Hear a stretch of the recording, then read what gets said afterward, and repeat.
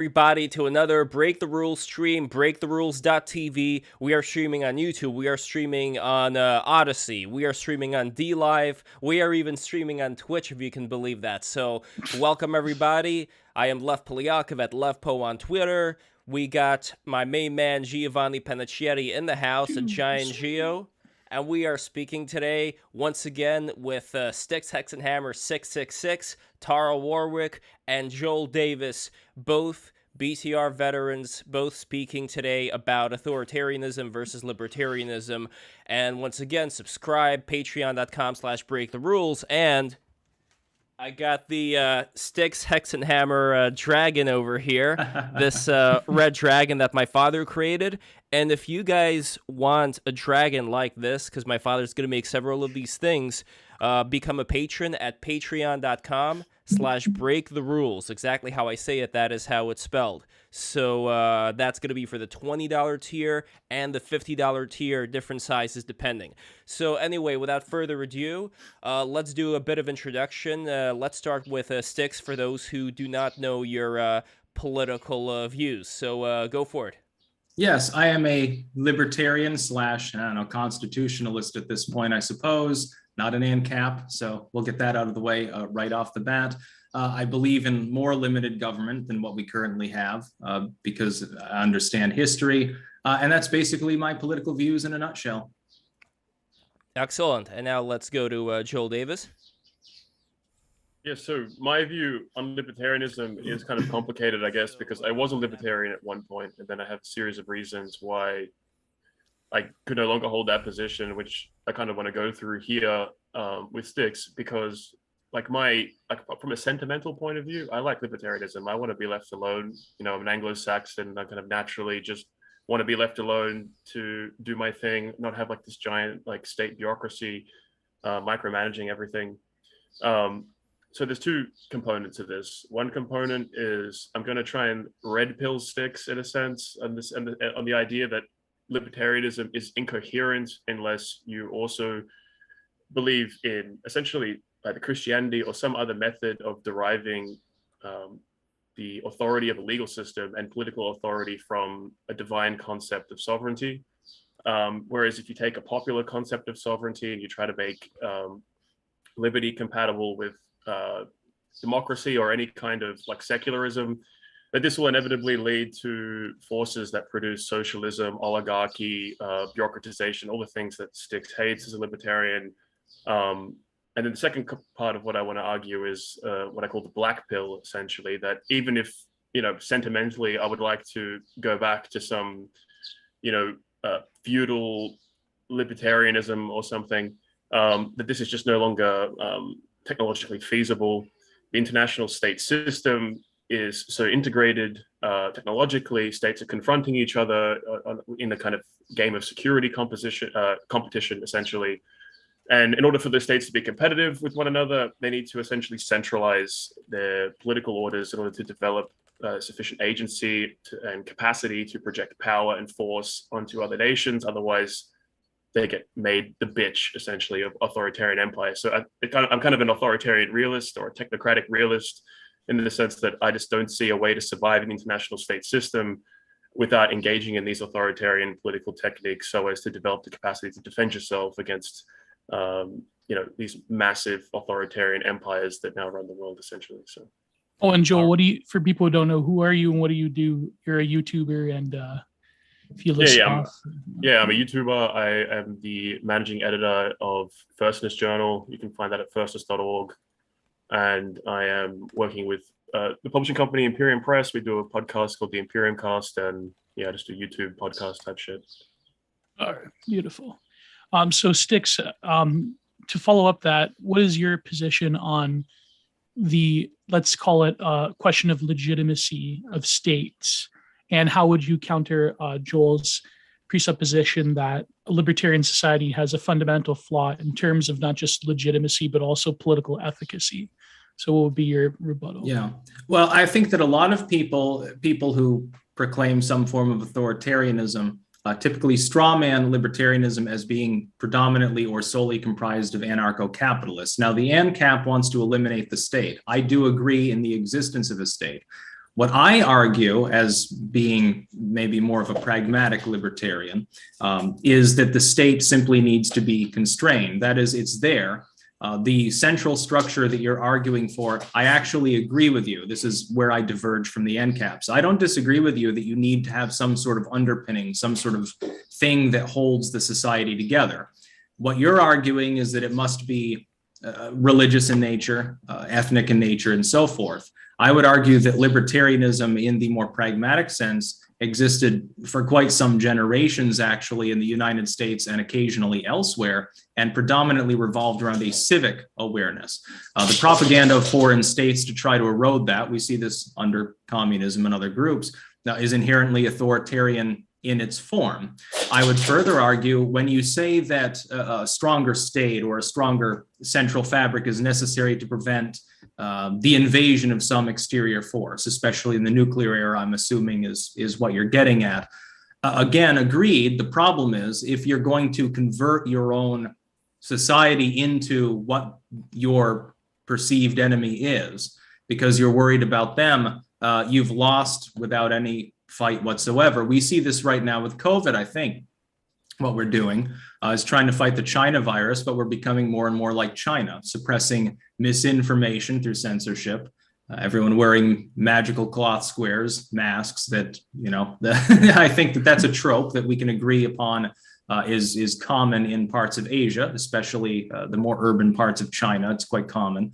The facelessness, the formlessness of the population is being openly promulgated by authoritarian forces. I would say that that's not a society that I would particularly want to actually participate in. And why am I seeing jetpack fighters and swords back You both have swords. Oh God. Yes, but I would say the more pragmatic way to go about things is to further limit the authoritarian structure. I don't argue in the abolishing of a state. I'm not even a monarchist believing in a night watchman state. I simply believe that many of the functions of the US government and other governments in the world have become less efficient and less helpful, and that sort of centrally planned aspect, the problem is that it reduces efficiency, it turns you into slaves, and really at some point, there's a tipping point at which you're no longer any different from any perceived exterior enemy.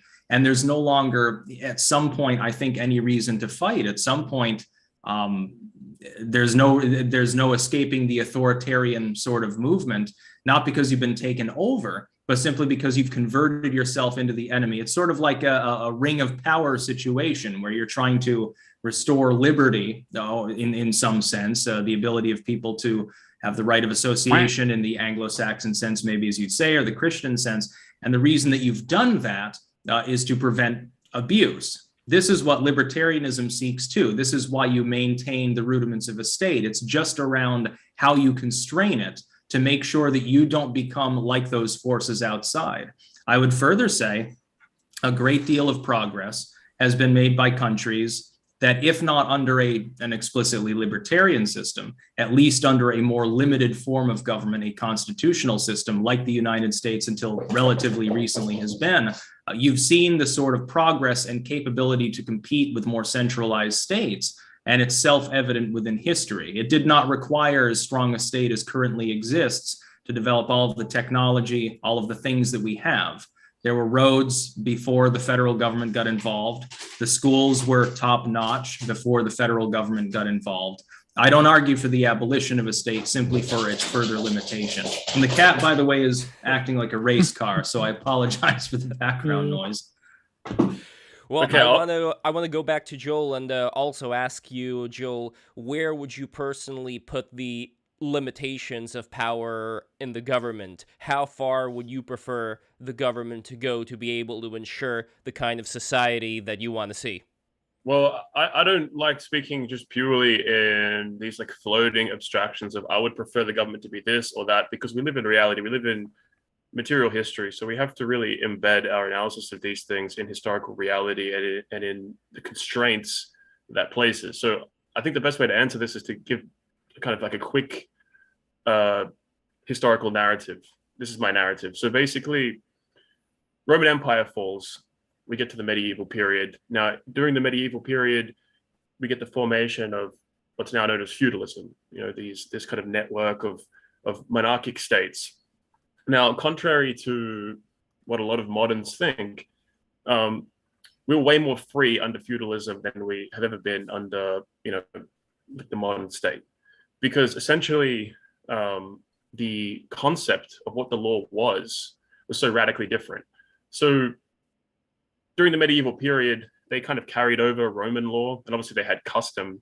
But basically, the great jurists of medieval Europe, their position was that the law expressed the will of God.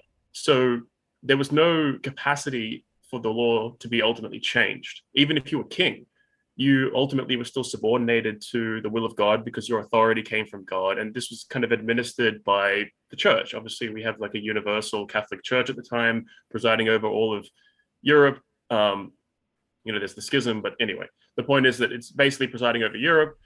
And if you wanted to be king, you kind of had to go along with how Christendom worked. And if you went against the church could cuck you, basically. And it did. It did cuck many European monarchs and so forth through this time. They got too uppity and got too many of their own ideas. So this produced a massive constraint on the capacity for the centralization of state power, because kings couldn't just go levy taxes on the population willy-nilly, just start conscripting people into their armies and so forth. They had to respect individual property rights. Individualism was the paradigm of Western society at this point. Everything was understood in these Roman legal principles of individualism. Now, the Protestant Reformation happens, and in the 16th century, you see the emergence of absolutist monarchy, where you have the divine right of kings come on board. And this is essentially a way for the Northern European monarchs to basically remove themselves cynically, in my view, from the yoke of the Catholic Church in order to gain authority over the church, but not just the church, the legal system. And this enables them to basically start acting as legislators. Previously, they were there to enforce the laws, but they weren't there to just legislate laws willy-nilly. They could make decisions, obviously, but they were very constrained. And this enables them to start centralizing authority.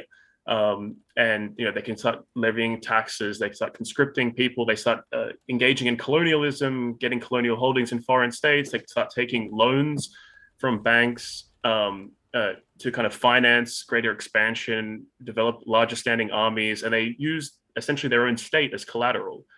And so this like forces them into this basically, you get this like massive period of war that emerges in Europe at this time. All these states are competing. They want to have the best empire. And they're constantly jostling for position.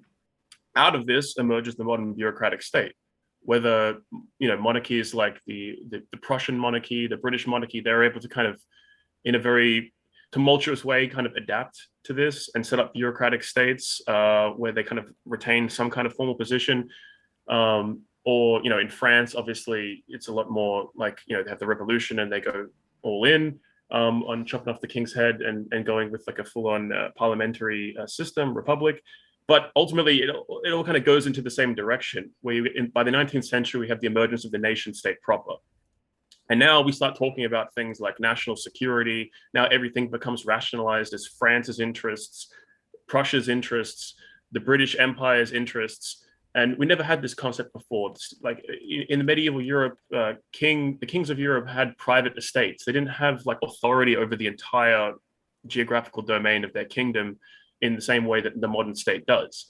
And so anyway, so once we get this transition in modernity, as obviously we have Protestantism, and so that kind of produces the divine right of kings model, but that's very that doesn't work too well, essentially. And so we bring in parliamentarianism, we bring in notions of popular sovereignty. And this is what the Enlightenment was, a whole bunch of rationalizations by political philosophers, Hobbes, Spinoza, Locke, etc., talking about Rousseau deriving theories of sovereignty's legitimacy that weren't derived directly from God or in convoluted ways in the case of Locke. And now, basically man participates in the formation of sovereignty. And this becomes a very effective tool to use to centralize authority, because the constraints that were laid out by the idea that the law ultimately expresses the will of God and can't be changed, we no longer have those constraints. Now, if law becomes totally secularized, and if man can change law according to his own whims, according to the general will, this enables, a greater kind of malleability of the state. The state can now break a whole bunch of principles it couldn't break before, and this enables it to gain competitive advantages against other states to further centralize authority and build capacity.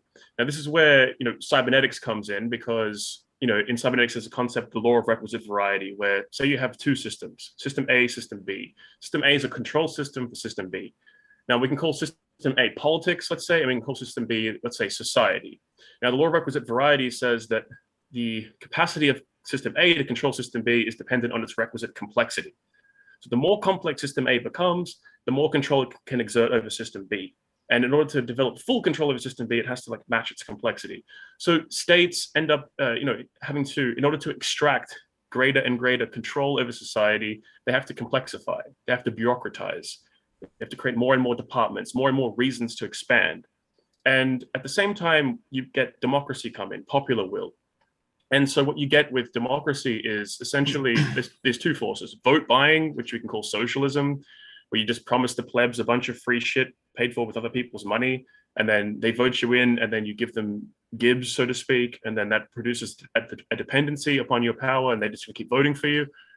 And the other aspect of this is oligarchy, which is that if you want to create political parties, you want to create policy-making institutions, they need to be funded by someone. And if you want to be successful and get into power, you need a lot of money. You need to have a whole media team. You need to have a campaign team, etc. You need to have this whole bureaucratic administrative enterprise just to win elections and hold government. And so that requires intense organization, which produces this centralization of agency. And at the same time, this produces the necessity for kind of policy orthodoxy, so that you can market them to donors, so that you can say to a donor, we're going to have this, this, this, and this policy. If you donate money to us, that's what we're going to do for the next 5 years or the next 10 years. And so you have basically central planning of the political system that then gets sold to oligarchic interests. And that's corporate lobbying. Everyone knows about this. So this is what happens. So the state has these incentives then to basically keep centralizing and growing the bureaucracy, finding reasons to grow the bureaucracy in order to serve the interests of the oligarchy or the plebs, in order to rationalize the centralization of power. And that's modernity. That's what we have now. And if we can talk about libertarianism all we want, but the only way to go back to it would be to basically take the Kaczynski pill, rip apart the entire industrial system, debureaucratize all society, and then become like trad cats or something. But I don't think Styx really wants to do that. So. Can I respond to that? First and foremost, yes. The feudal period was not a period of proprietarian libertarian ideology. You're talking about an extremely small proportion of the population lording over other people as though they were nothing more than slaves. It's called serfdom. What actually ends up promulgating what you could call at least a proto-libertarian approach, in the sense of more people owning their own property and not having to work for a lord that then taxes them at 90% in lieu of a strong central state, that became largely impossible after the fall of the empires period. Now, what you actually get is the Black Plague kills off so many of the nobles and wipes out so much of the population density that people are capable of rebuilding. These periods of high stress often cause high centralization, followed by a period of libertarianism. We even see this in the founding of the United States. One reason why what you could call at least classically liberal approach worked there is because people continuously expanded westward for more than a century. Population density is something that's definitely a problem for the more purist versions of libertarianism. But what you're talking about, again, is predominantly fixating on the straw man of libertarianism as wanting to regress to some point in the past. I would say that it is fairly futuristic. The concept of the rights of man in the constitutional sense is a more recent invention, by and large, in its modern form, and has actually been helpful. I've seen people say, well, there's no libertarian state in the world. You're fundamentally correct. But the states that you would want to move to typically have more libertarian elements. It's not a state where you're taxed at 95%. It's not a state where the government tells you what you can and cannot say or believe. It's not a state that enforces all of these things on you. Typically, where a person would want to move, and the immigration then becomes another problem to tackle, which I'm certainly not a puristic LP member on. I do believe in actually having a border for various reasons. The states that people would want to move to are the less authoritarian states. Again, I don't argue for the abolition of a state, and I don't argue for the abolition of all state authority, because one of the main tenets of true libertarianism is the concept of the NAP. The state has to exist, or some other authority capable of dealing with abuse that comes from without, which is why you field a military, and abuse that comes from within. That's why you have courts, police, etc. It's in properly utilizing these things that progress happens. The problem is that the government over time, as you said yourself, becomes more bureaucratized, more centralized, more authoritarian. You appear to be of the mind that happens primarily because of welfare and Gibbs from a democratic system.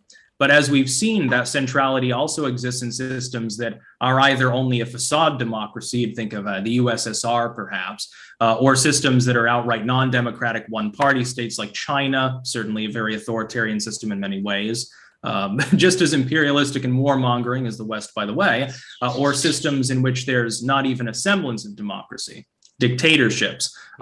If you have maximized the centrality, and achieve some sort of slave-like equilibrium in which nobody outside of the party core really has any say or anything, you don't need any more centrality because you've already gone way to the other side of the political spectrum, I suppose. But that means that you are under a tyrannical system.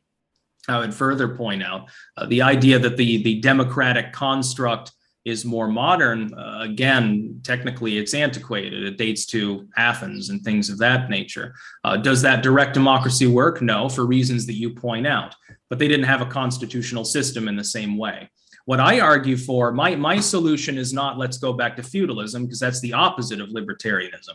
What I argue for is simply expanding the Constitution to prevent abuse, and also using our minds to realize that the things that happened in the late 1700s with regards to the movement towards the rights of man, constitutionalism, while it was a good idea, it didn't go far enough, actually. It wasn't libertarian enough. Nobody back then conceived of a time in which the public square, for example, with the technology we're literally using now, would be dominated by a handful of corporations, for-profit groups that, again, in a very authoritarian manner, tie in with government, literally platform government workers and figures, donate to them, get kickbacks from them, subsidies from them. They all work together to combat the disinfo, combat the propaganda. The biggest generational problem, and I think you look like you're a millennial, maybe around my age, a little bit younger, something like that. One of the biggest generational problems we face isn't even government power at this point. It's gotten worse. The government taxes you too much, wages too many wars, and exerts too much influence. But now they have their lackeys, their partners doing the same thing. In the United States sense, specifically, we've got a government that now is attempting to privatize constitutional workarounds to erode the protections that were already there that worked for several hundred years. If anything, we need more of those protections more broadly applied, not the abolition of the state, not, hey, all taxation is theft, everyone should build their own roads. It's fine to have some centrality in a system. I argue that we've got too much of it. That's all I argue. Well, let's go back to the claim. and also, I just wanted to make sure that Joel can answer the first point that you brought up, Styx, having to do with feudalism being much more of a slavery type situation than the libertarian one. Yeah. By the way, shout out to Keith Woods in the chat. Love to have you on, brother. So Joel, let me know what you think about Styx's opinion there on feudalism. Yeah, so this like modernist concept that feudalism was like super oppressive and that the serfs were like slaves. I mean, this just simply isn't at all accurate. I mean, based on like, you know, we can like bicker about history, but I mean, like I've seen historical evidence that shows, on average, if you were a peasant in say medieval Britain, in order to pay your feudal rents, we're talking like, 1 week of work per year, basically equivalent of your harvest that you're shelling out to this guy. And, there needs to be some kind of security. So, I mean, Styx he's not an ANCAP, right? So he accepts you to have some kind of security state. And that's essentially what the aristocracy and the monarchy provided. If anyone tried to invade these lands, they would defend it. So they provided this basic security capacity for a pretty, like, compared to today, like the feudal rents were way lower than like what modern taxation is. I mean, that's just a fact. I've got to jump in really briefly. And it's, at least in the United States system, a significant proportion of the population pays negative taxes. So why would 15% be, or 20% or whatever it was? And I question whether that's actually legitimate in many cases. Why would that be lower than a negative tax rate? The government literally redistributing to other people. How would that have anything to do? But I would say, Sticks, that that's kind of a simplification of the way that taxes are distributed among like goods and so forth, and the way that certain poorer regions of the United States face other socioeconomic problems that might as well be taxed. There's but if you're paying a negative tax rate, the serf class of feudalism, which was the largest class, of course, at that time, the mercantile middle class existed, but it was more limited until the Renaissance post-plague. If they were paying any taxes at all, technically they were paying considerably more than a negative tax rate. In our current society, we take more wealth from the upper class and redistribute it to the lower class. I don't even necessarily agree with the current tax structure being remotely as it is. That being said, the idea that the feudal serf paid less taxes than a poor person today is flat out wrong. Not a poor person, I'm talking like the middle class, people who actually do work. Of course, now we have this system where the people at the very top pay fuck all because they move all their wealth into like tax havens and shit like this. And then poor people are getting gibs, so that they keep voting. Yeah, they're enabled to do so by the government. But the squeeze is put on the middle class, people that actually do the work, and actually like the working class and the middle class, right? And so that's the kind of equivalent I see of your peasants, the people who actually did the work, who actually produced in medieval society. Now, anyway, we don't really need to get into some whole debate about feudalism, because my point was more about medieval law and about how medieval law was, it had an individualist conception of property at its core. Yeah, but the point was wrong, because that was only for the 1%. No, that's incorrect. That's incorrect. There was many protections for serfs under that legal structure, like prima nocta, and this essential the essential paradigm of medieval law. There was no concept of like a state that had sovereign authority to kind of do what it liked, is my point. Even like the king had a private estate, and his relationship to the aristocrats was relations between property owners, not a top down, I can tell you to do whatever the hell I want to do. It wasn't this like hyper totalitarian system or something, which is very different than the modern state. Anyway, whatever, because I think debating feudalism maybe like misses the point of what I'd rather talk about now. And no, but if you're talking about now, Joel, the solution that you see to now has to do with going to a model that's very similar to the model of feudalism. So that's why, even if we I don't see it as feasible. I think he was arguing more for the more absolutist monarchies, like later on, right? Well, that's why I don't get the TED pill, because you did say, Joel, that since you don't. No, Joel is arguing against that. I'm saying if you want to be a libertarian, you would have to take the TED pill and rip apart industrial society, because of the administrative requirements of forming large institutions, whether you're talking about a corporation, like a big corporation or a political party or what have you, the administrative requirements of managing these massive institutions that are only possible with kind of mass organization of society that comes with like post-industrial revolution. This then implies oligarchic structures. Mencius Moldbug always makes this point that like every corporation is a monarchy essentially. Like there's no like democratic organization of Microsoft or Google or Facebook or something. They have a CEO that acts like it's autocratic, right? Because these are the structures that work, and that's how you have to administer complex bureaucratic systems. There has to be kind of like if you just think about it from the kind of pragmatic level of, if you have any kind of rational bureaucratic structure, you basically need checks and balances. So there's somebody who has the right to look at what you're doing and decide, you're doing the right thing or you're doing the wrong thing, and I'm going to remove you, or I'm going to discipline you or reprimand you or tell you to do something else or change your position, change your role. So you need to have this structure of authority that eventually goes to the top. And it's the same with the legal system. And this is why like constitutionalism is something inherently problematic with it. If you take away the Christianity and you have a secularized constitutionalism, which is, okay, so who has the authority to interpret the Constitution? So we have the Supreme Court.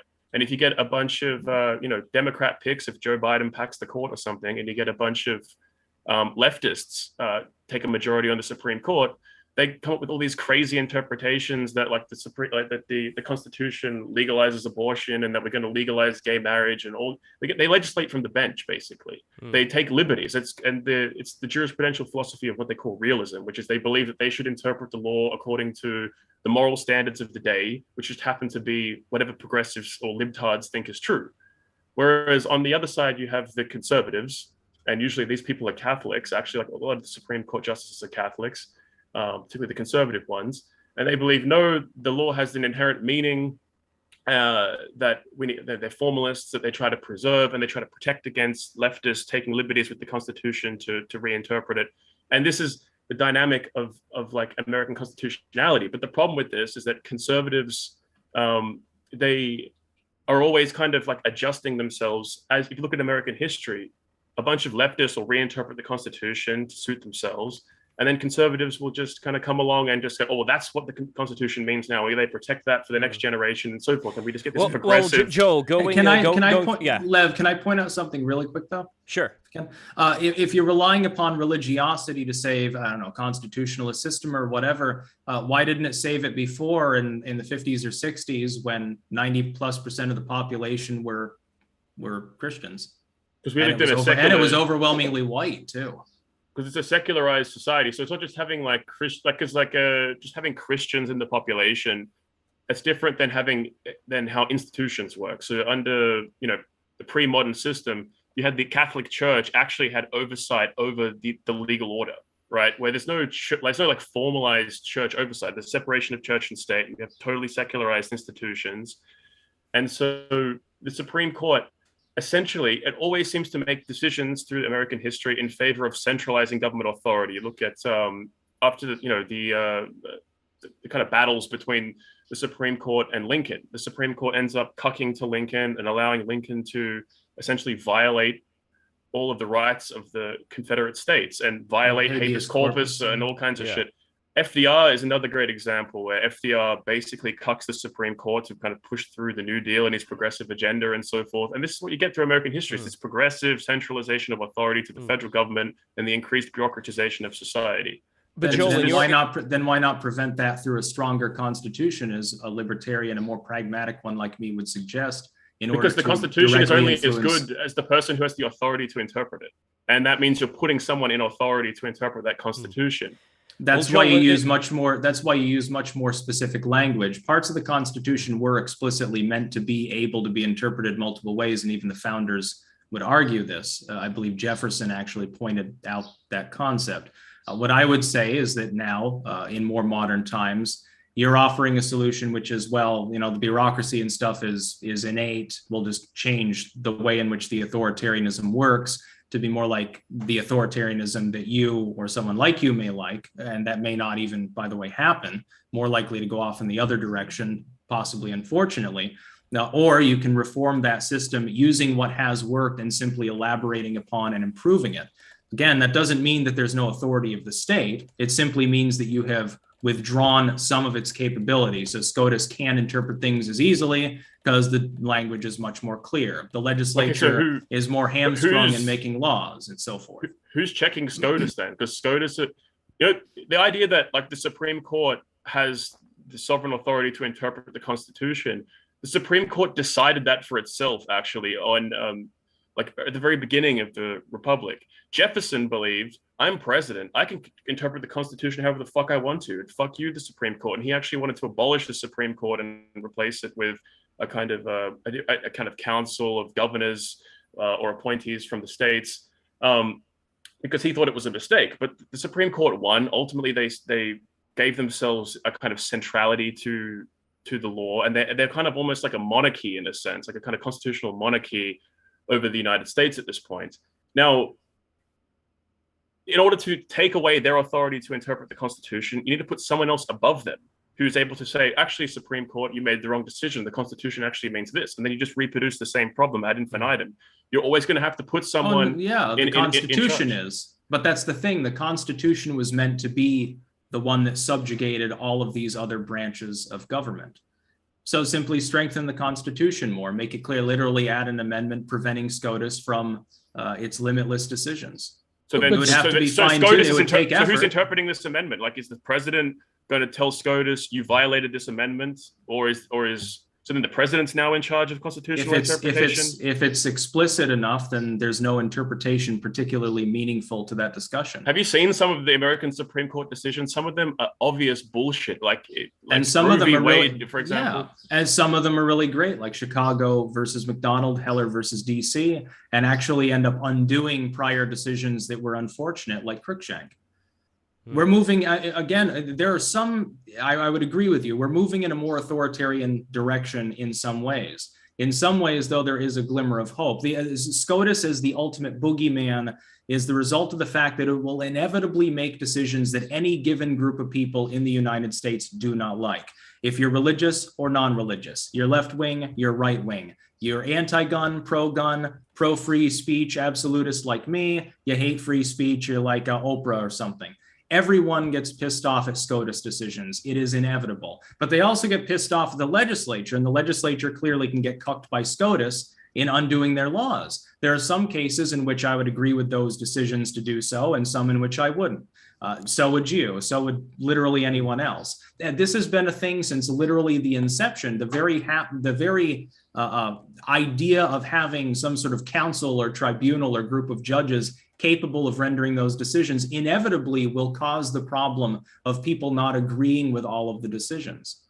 Yeah, but that doesn't mean that they're the ultimate boogeyman destroying liberty. By the way, I wanted to get a better idea of Joel's specific vision here, because if you are not for the Ted Kaczynski pill in this case, then how would you describe your ideal scenario as far as who gets to have the final say and why?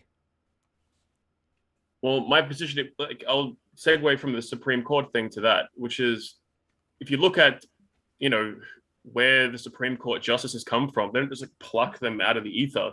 There are very specific institutions in the United States. You have to go to one of these elite universities, get your legal education, join these particular societies that get selected by politicians that have funding from particular donor classes to even be a name on the list that might get selected for the Supreme Court. So the Supreme Court is a reflection of this more underlying kind of reality of power. And the Supreme Court constantly makes decisions throughout American history to centralize power to itself and to the federal government consistently. This is a trend. And that's just like a structural reality of the system. Now, my view is that, again, structurally, because we live in a very complex, in terms of organization, society, because of the Industrial Revolution, and now I guess like the information age has only exacerbated this, the complexity of human organization requires bureaucracy. When it's Robert Michel's, a fantastic book he wrote, Political Parties, which is a classic of sociology, from the Italian elitist school. He says what organization is oligarchy. Like, they're essentially, when you say organization, you say oligarchy, because the very nature of bureaucracy, as I said, it kind of distributes agency top down necessarily because of the capacity for bureaucratic review. If I'm doing something and someone is above me and has the authority to have oversight over what I'm doing, that person is an authority over me. And that's how all complex institutional organization works in every field that humans engage in general. So authority is the very structure of the organization of society, and it's only getting more and more complex, and therefore it's only getting more and more centralized. The reason why I said Kaczynski pills, because Kaczynski understood this and said this is disastrous for freedom, and in order to return to freedom, we're going to have to pull apart the entire industrial system. Now, my view is that isn't feasible. So, because it's like you would need to commandeer the industrial system in order to pull it apart. You need to create the very thing you're trying to destroy. It's the same kind of problem with the whole constitutional thing. You have to create, in order to limit government, you have to create a piece of government that's in authority over limiting government. So you say this piece of government decides how to limit government, but then who limits that part of the government that gets to limit the other part of the government? So you're just kicking the can down the road, distributing authority down this chain, but you never actually get around it. So my view is you just have to accept this. And then to the question is, okay, so we're getting as I said before, the working and middle classes are getting squeezed by this system because the powerful, they want to sabotage any threats to their power. So they ally with the plebeians. So they import a bunch of Mexicans. They ally with, all of these victim groups, and give them elevated positions in society to get their loyalty. And then the people that are less dependent on them for things, which is like the kind of the actual common man, the working and middle classes, white men, if you will, they get jettisoned and sabotaged from engaging with society because they're less dependent upon this ideological superstructure.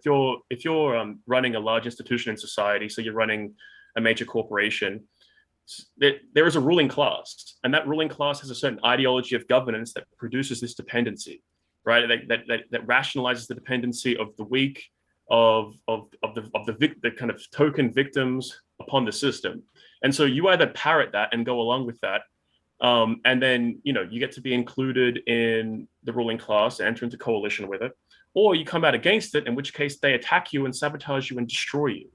So it's all about creating loyalty to this centralized power system. So if you wanted to fight it, you would need to basically build an authoritarian system that could compete with it. You have to build something just as complex, just as well organized, and that would also require all of these same kinds of authority, but it would have to reflect a different ideology, a different structural rationale. We'd have to like defend the people that are getting screwed by this current system. Like when Caesar comes to power in ancient Rome, he basically allies with the plebs against the patricians, right? The aristocracy essentially of the Roman Republic. He wanted to minimize their power, so then he reaches below them to the plebs, and then he creates that alliance, and that helps him to get around it. Alexander the Great, he allies with a bunch of Persians against his own people. Joe Biden imports a bunch of Mexicans to vote for him at the next election. This is just how power works. And so in order to create any kind of resistance to the current system, if you're one of the people that are getting squeezed in the middle, now you're the pleb, and now you're kind of looking for Caesar to come along to ally with to kind of knock out this current coalition. That seems to be the only feasible politics. You could call it right-wing authoritarianism or fascism or nationalism or whatever you want to call it. But something like that would be necessary, in my view, to defend our interests. Otherwise, we're just going to keep getting fucked. To me, it's as simple as that. What I would say is that's like saying that you're being poisoned by arsenic, so you put it down and start drinking cyanide. It's interesting that you bring up Rome, specifically because it was the slew of bad leaders that they had. This is a great example of authoritarian systems. Rome under the emperors had some leaders that were extremely good, very efficient, won many victories, were beloved by the people, and everyone wanted to sing their praises. It also had really crappy leaders. In the end, the preponderance was that even if every other leader was really good, the crappy ones could piss away the wealth of the people and screw things faster than the good ones could rebuild it. This was an authoritarian system, a more autocratic system than it had been. The inefficiencies and problems of having a more legislatively based system prior were amplified under the bad emperors and more diminutive under the good ones. So the old inefficiency was gone. You got rid of that one poison. What you instituted instead was a system in which you have these rapid ups and downs, so that anytime an emperor dies, everyone's like probably biting their fingernails, hoping that the next one is better or at least as good if the last one was good. And unfortunately, over time, this destroyed the empire. Infrastructure was neglected. The walls of Rome were slowly receded and were taken down and rebuilt for interior aqueducts and so forth. They were all neglected by that group. It's very funny because that parallel system, which also was Christian based for hundreds of years, actually post Constantine, had a lot of the same problems that we see now. And of course, the American system and the Western system could collapse. What I'm saying is that the way to stop that is to go back to what worked before and amplify what was good, and maybe leave out some of that which clearly did not work. You're claiming that to replace one failing authoritarian structure, you replace it with another. This historically doesn't particularly work well, though. It leads to the collapse of societies. If anything, it would hasten the demise of the United States because the poison that you're drinking is the authoritarianism. That's the whole problem. Well, my view is that the United States has a ruling class. And I live in Australia. Obviously, I'm an Australian, but I live in the American empire, essentially. So the ruling class is more or less the same. across the Anglosphere, and you could even argue perhaps in Western Europe, or it's a bit more complicated there. And so, anyway, so I'm subjected to this ruling class, and this ruling class fucking hates me and everyone like me. And they're designing society with this social engineering project to minimize people like me's political agency and power and make us the scapegoats of everything bad in world history, so that they can create this coalition of people against us to secure that are dependent upon their scapegoating, essentially, of people like me and my interests.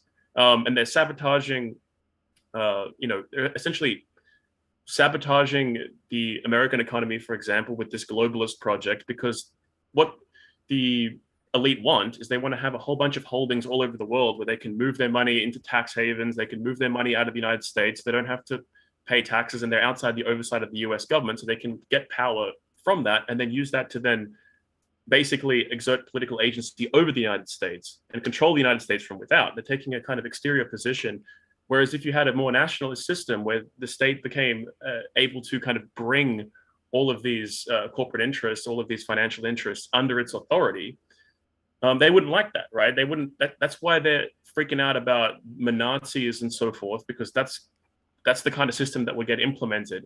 It would destroy the financial interests, like the elite financial interests.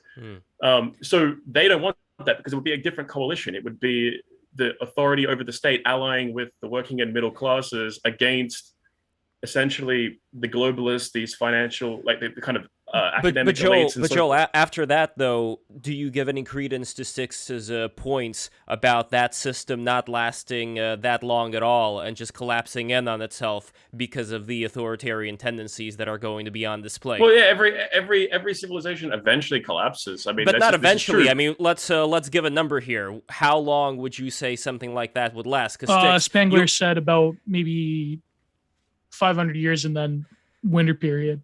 All right, Taro, will it last 500 years? I think you could just institute a more constitutional system, and regardless of whether it was an ethno-nationalistic style state or a diverse or whatever one, it would be able to last longer. It would prolong that particular state. That's what I would posit. I think the central claim, though, Styx, is that these various sort of post-Enlightenment mechanisms, whether it's the Constitution or the general will or so forth, that I think Joel is, and other reactionaries would argue that these metrics are sort of a pale imitation of something that was much more, let's call it primordial in the human experience of what political power is. But I would say that in terms of Roman law, I mean, it seems that there's a lot of parallels between our situation, because even Roman law, if you, for example, read people like Giorgio Agamben, they talk about how there still was various exceptions for certain populations, that they were sort of unpersoned by the law. And nowadays we, ironically enough, have the same sort of discourse going on. And I think other more, let's call them reactionary thinkers like de Juvenal, they would talk about how Rome ultimately collapsed because of their sort of indifference to various other ethnic and religious groups at their margins. So I don't know what you would make of those arguments, whether these metrics of containing power are ultimately going to be imperfect compared to what the sort of ritualistic apparatuses that used to instantiate power among, granted, much smaller populations. But are you talking to me or to Joel? Oh, well, I guess you and then Joel. Yeah. No. What I would say is that you can recreate those power structures and still have a constitutional system. They're not incompatible. The fact that they existed before the concept of such a system existed doesn't mean they can't coexist. And I've pointed this out when I've argued with many people before, more reactionary, fascistic, white nationalists and stuff, that element of liberty, if you're talking about how bureaucracy and all these things, this organization is now innate because it has promulgated itself. So has the constitutionalist system. While most constitutions in the world fall far flat, the concept is still there. The concept that there are certain rights of the population, even if imperfect, even if the system's not limited enough, still do exist. How then would you at least eliminate that system and not cause that to metastasize? Because in some cases it has.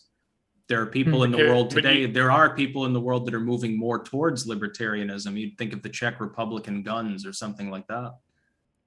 Well, like I said to you at the beginning, I would like to live in a more libertarian society if we're just talking about what I'd like in terms of what would be a nice society to live in. But wait, I'm speaking like this because I'm thinking about I'm thinking about politics as war by other means, essentially. That's essentially what we're being subjected to. The people who run society, they aren't thinking about, what would be a really nice, way for everyone to just, have this really efficient and well-organized system. They're thinking about how do we hold power? How do we prevent anyone who would challenge our power from ever assembling sufficient resources and agency to oppose us? And but that's the same thing you want, so though. Politics is war by another means. It's very Foucauldian of no, but here's what I don't get, Joel. Isn't this the exact same thing that you want? Only you want slash our guys to be in charge, thinking that they're going to maintain the kind of system that would be beneficial for the middle class. Would be better, yeah. Because if they created if we were to create a kind of political resistance, if a kind of alternative political movement was to oppose the current system, by definition, it would have to develop a coalition out of the system's enemies, right? Enemy of my enemy is my friend. At first, but then you don't see any metastasization going on with that kind of system. Maybe, but where you're going to have brown nosing going on. But at this point, advanced liberal democracy, they select out for a certain. I guess the argument is that they select out first. You could sit on the edge and just be like, well, I'm a libertarian and I just believe in these libertarian principles, and then the whole world's just going to happen and you're going to still be sitting there talking about libertarianism. We need to strive towards them. I'm suggesting the kind of political movement you are as well. The problem is that your system, self-admittedly, already existed and devolved therefrom. The libertarian system is desperately in need of repair, but it has not fully devolved. If anything, it's actually spread further. At least I'm not saying libertarianism in any puristic sense. The concept of, for instance, constitutions of the basic rights of individuals are something that is spread further. The idea of the homogenized state as a whole of American imperialism. The problem with your argument is that you're doing the same fallacy that all authoritarian groups tend to, which is that once our guys take over, everything will be hunky-dory, even though the reason that you feel socially alienated is they already had that power and were displaced. Now, I'm not saying that's good or that that's virtuous in any way. I'm not a worshiper of the diversity nonsense that we see today. I believe that people have the right of association. What I'm saying is that the underlying reason for that displacement initially was the erosion of constitutionalism. It was the erosion of the civic understanding that we had in the United States, at least through the mid-atomic era, of the concept of civic awareness. It's no, because that actually existed and can return quite easily. Well, I see some signs that was based. American society in the 19th century, or even early 20th century, was light by the way, years. Break the Rules is funded by Peter Thiel. It was light years ahead of, in terms of civic engagement, in terms of the education system, in terms of, and it was a completely different media environment as well. If you watch television from the 1960s or the 1970s where they talk about politics, you're like, wow, this is 25, 30 IQ points above what it's like watching something today. So there's been this massive degeneration of civic society. And imagine what an authoritarian system with a sub IQ power base would look like. That would look probably even worse than the ones that came before. Imagine this. Why would the power structures that you incept, even if they're initially incepted with a noble purpose, which is to guard you and your ideology, why would the people in power not become corrupt under, your system where everyone's a white Christian or whatever? Why would that be exempt? I think all systems are going to have an element of corruption in them. But if you have a system that's founded with an ethic that doesn't hate me and doesn't hate the people that I care about and doesn't actively try to sabotage the capacity for a kind of conventional society to organize itself, but instead projects this retarded ideology on us and forces us into, look at what's being done right now with the COVID thing, the global warming narrative. This is what happens. We have this bureaucracy where a whole bunch of intellectuals get together and say, here's all the problems we should care about, and the solution to these problems is you should give all these organizations that we work for more money. If Saddam Hussein has got weapons of mass destruction, so the Pentagon says, we've figured that out. Give us $5 trillion over the next 15 years to solve the problem. That UN says our scientists have all decided that global warming is going to destroy the planet, so let's create this massive international bureaucracy that we organize, of course, and give us billions and billions of dollars so that we can administer this, global government or whatever. That's how the current system works. That is actively hostile to us. So it's like, are you going to oppose it, or are you just going to be like, well, we should all be more libertarian? But like, it's like you got to fight. Like when the United States, well, liberty is how you oppose that form of abuse. It's just that you limit it to my particular kind of person is being abused. I go further than that and say I don't want anyone to be abused. I want to control the government. No one wants anyone to powers. be abused. Yeah, exactly. I want to control those power structures enough so that they're not as capable of abusing people in the way that you perceive. The irony is that you went into this initially basically pointing this out. You like the idea of a libertarian system. Your only problem is the pragmatism of it. I'm showing you, though, I'm trying to red pill you as you have tried me, which is to show you there is actually a way to achieve that. It's just that the power structures that be, why do you think, for example, at this point, there are arguably more fascists on Twitter than there are libertarians?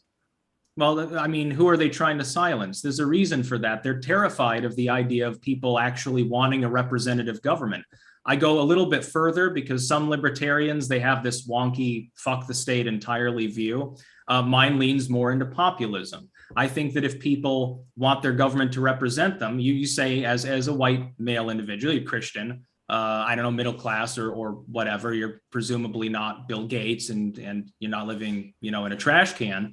If you want to be represented, reform the representative system that exists and preempt it from engaging in the kind of toxic behaviors that you've identified, which are actually the problem. We don't even disagree on that. I just look at the system and I say it's got too much authority, and that authority has allowed it to promulgate censorship. It has allowed it to engage in propaganda against people like you and people like me repeatedly now for decades. It didn't do that because it was too constrained. It's because it has too much money in leftoid sense. It has too much power. I think the only way you could constrain it is to develop an organization that is powerful enough to constrain it, in which case you've just kicked the can down the road to another powerful institution. You can never, once like the kind of toothpaste is out of the tube is basically my argument, and you can't put the toothpaste back in the tube. It's everywhere now, and it's like you got to, now we are kind of sucked into this game where we have, like, it's like in World War II, Hitler completely mobilizes German society. Stalin completely mobilizes Russian society for the war effort. The entire society is bureaucratically organized purely as a war machine. The United States has to do the same thing in order to compete. The Japanese did the same thing as well.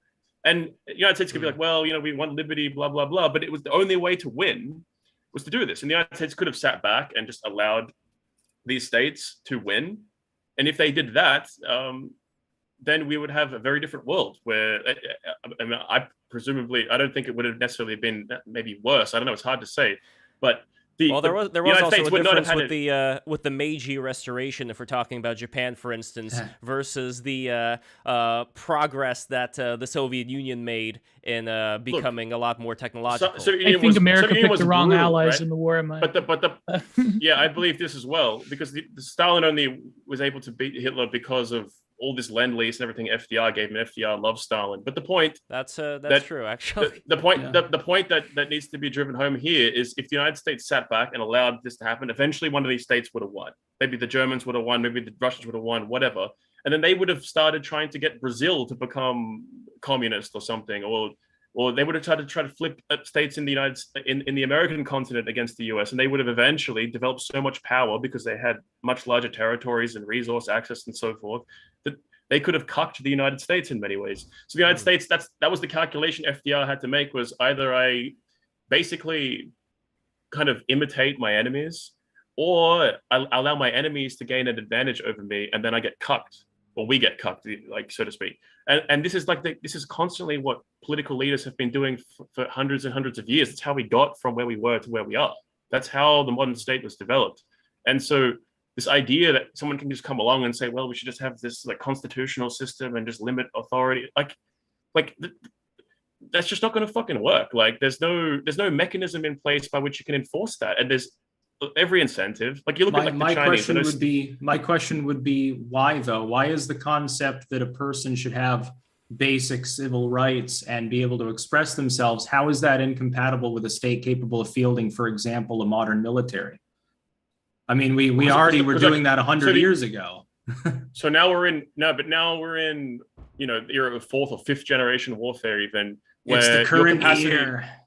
Things have changed. No, but your capacity to psyop other populations or defend against other states psyoping your population is now just as integral to warfare as anything else.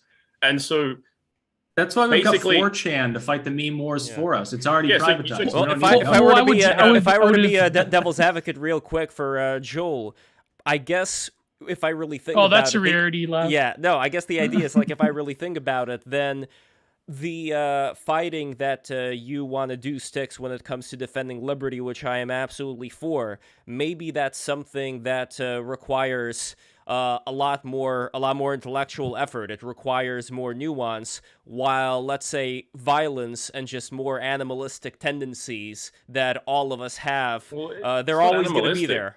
They're always going to be there in the back. It's not animalistic, it's structural, because in order to it would be animalistic to force people to do one thing versus another. So the actual utilization of force upon people that would exist in an authoritarian system would be more animalistic, I would argue. But that is something that's like close. It's not animalistic, it's organization is technological. Technology is the opposite of that. It's artificial, because it requires mass coordination of millions of people into very complex tasks that rely upon massive fields of knowledge from all the different scientific disciplines to administrate this giant war machine that is now the United States or China or what have you. And if you don't have the capacity to build something like that, the states that do are going to destroy you. They're going to fuck you up. Yeah. No, that's technological. That's technological. So because the outside, because the outside force might abuse you, you have to become internally abusive, so that then you can't even like fight against the abuse as much, because it can legalize its own abuse. That would be what I would point out.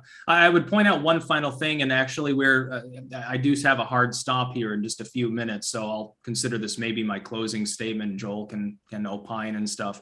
I would say the people that are typically drawn to wanting to be part of an authoritarian government are not the kind of people that you would necessarily want leading a nation. It's not going to be Alexander the Great, typically. It's not going to be George Washington. It's going to be Joseph Stalin, as we've seen before. We've been through this before, especially in the last 100 years.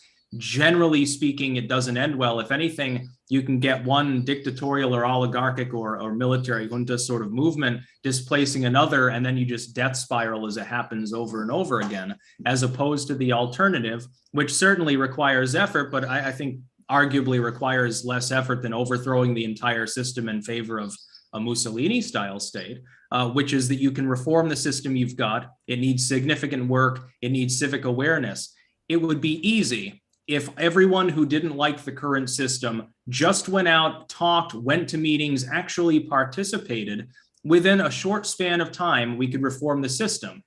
In order to achieve what you stress, they'd probably have to take up Molotov cocktails, and you'd end up with millions of people killing each other with no necessary set outcome. You might fail and end up under communism or something. No, what I'm saying is that society is ruled by Justin Trudeau. That would be an improvement. I'm saying you need to develop a bureaucratic organization. You need to develop complex institutions. I'm not saying you need to throw Molotov cocktails or get together with your boys and put violence in the streets. That's retard level shit. That doesn't actually affect power. Neither does getting together with your community leaders and blah. Maybe you can do something nice in your local community, but you know, the American policy making is handled by a small elite. You know, you need to be in certain secret societies in like Harvard or Yale. You need to be like some billionaire, or you know, I don't know how many dicks you have to suck to become like a CNN news anchor, right? But probably more than a dozen. Yeah. Like, probably. There are imagine Brian barriers of entry to these institutions, and you can't break into them just because we just love liberty and America, and like, you know, that's great. I wish it was like that. I really do. But before Styx goes, I think the central point would be that we're thinking of, I think, power reductionistically. Would you say that the sort of like, say, post Cold War Kojevian, Fukuyama claim that as power, not power, but as society becomes more complex and interconnected, that power will somehow magically erode and we'll have an end of history, total state, which is stateless. Do you think that the opposite is true, that as power sort of centralizes even more and more as society becomes more complex, and that furthermore, when it comes to this complexity, that even the way in which power is expressed also has to become more, for a meme like theory cell term, it has to become like rhizomatic. Like consent manufacturing isn't just by brute force of propaganda the way it was in, let's say, the interim war period, but now it's something that is very much more diffused and sort of discursive, rather than just, this is the dictate of the magistrate, like, would you agree with that? And how would a libertarian society overcome various complex means of shutting out dissent, and also ensuring how the total system ensures loyalty through various mechanisms, whether you want to call it bio-Leninism or not? It seems that the bureaucratic state has become almost flawless in sort of weeding out people who have more of an independent mind, let's say. And and by the way, last point, they had to recently pump out Brian Stelter's stomach because they found a gallon of cum. So yeah. Sticks, I know you have to go. I don't know how much time you have to answer, so let us know. I thought that was a question for Joel. Oh, was it a question? No, for you actually. That yeah. Like, I think that's what Joel's point was, is that. Oh, I thought he was giving sort of his closing here. Oh, I've literally only got like a couple minutes here. Yeah, well, just to close off, like the basic premise here is that power is a reality, whether we like it or not. And abuse is terrible, but it's like, if someone is abusing you, you have to fight back. And if the enemy has certain weapons, you need to get those same weapons to fight back against them. You can't, if you basically don't get those weapons, they're going to be able to, if someone puts a gun to your head, you don't have a gun, you're fucked. You need to get a gun, right? If someone has, and so what I'm saying is that authoritarianism, that's what it is. It's a weapon. It's a really complex, like, meta weapon, essentially. It's the basis of all weapons production. It's the basis of all military organization, and force projection. And you need to think like you're under attack. Like, if you're being abused, you need to figure out how to fight back against your abuser. If only, like, we all just agreed that fighting is wrong, then we would all just be happy singing Kumbaya and having all of our liberties. The soccer moms are fighting against the critical race theory right now, and they're getting targeted by Joe Biden's people. So there is some fighting going on for the sake of liberty, not for the sake of more authoritarianism. I wouldn't say that's nothing. I'm not saying that, like, liberty is bad or that we shouldn't, like, have certain liberties. But what I am saying is that ultimately you can only have liberties if they're guaranteed by a powerful authority. And so liberty is a production of authority. You can't negate authority from the process. Well, I don't think Styx is against authority at all. I think it's just a matter of to what degree you put that authority. So, exactly. Styx, I know you got to go. I just wanted to once again show off this dragon that my father Alexander Polyakov created. This is the wooden Styx dragon, and Styx, you are going to get a copy of this to match with your robe. And for anybody else who wants this, we're going to have different sizes for the patrons. Patreon.com/breaktherules. That is where you go. $20 patrons are going to get a smaller one. $50 patrons are going to get a bigger one. So I just wanted to lay that out. I'm going to post a link in the chat. Become a patron right now. Support BTR. We are growing. Styx, I would love to get you on soon with Jessica DeLoach, if she would like to make it, who works for Pete Buttigieg. Let's see what happens. We got to that'd be hilarious. We got to get Democratic operatives in here. All right, that'll be the ultimate connection. Considering that it's Buttigieg about, maybe Joel, you should be on too. Actually,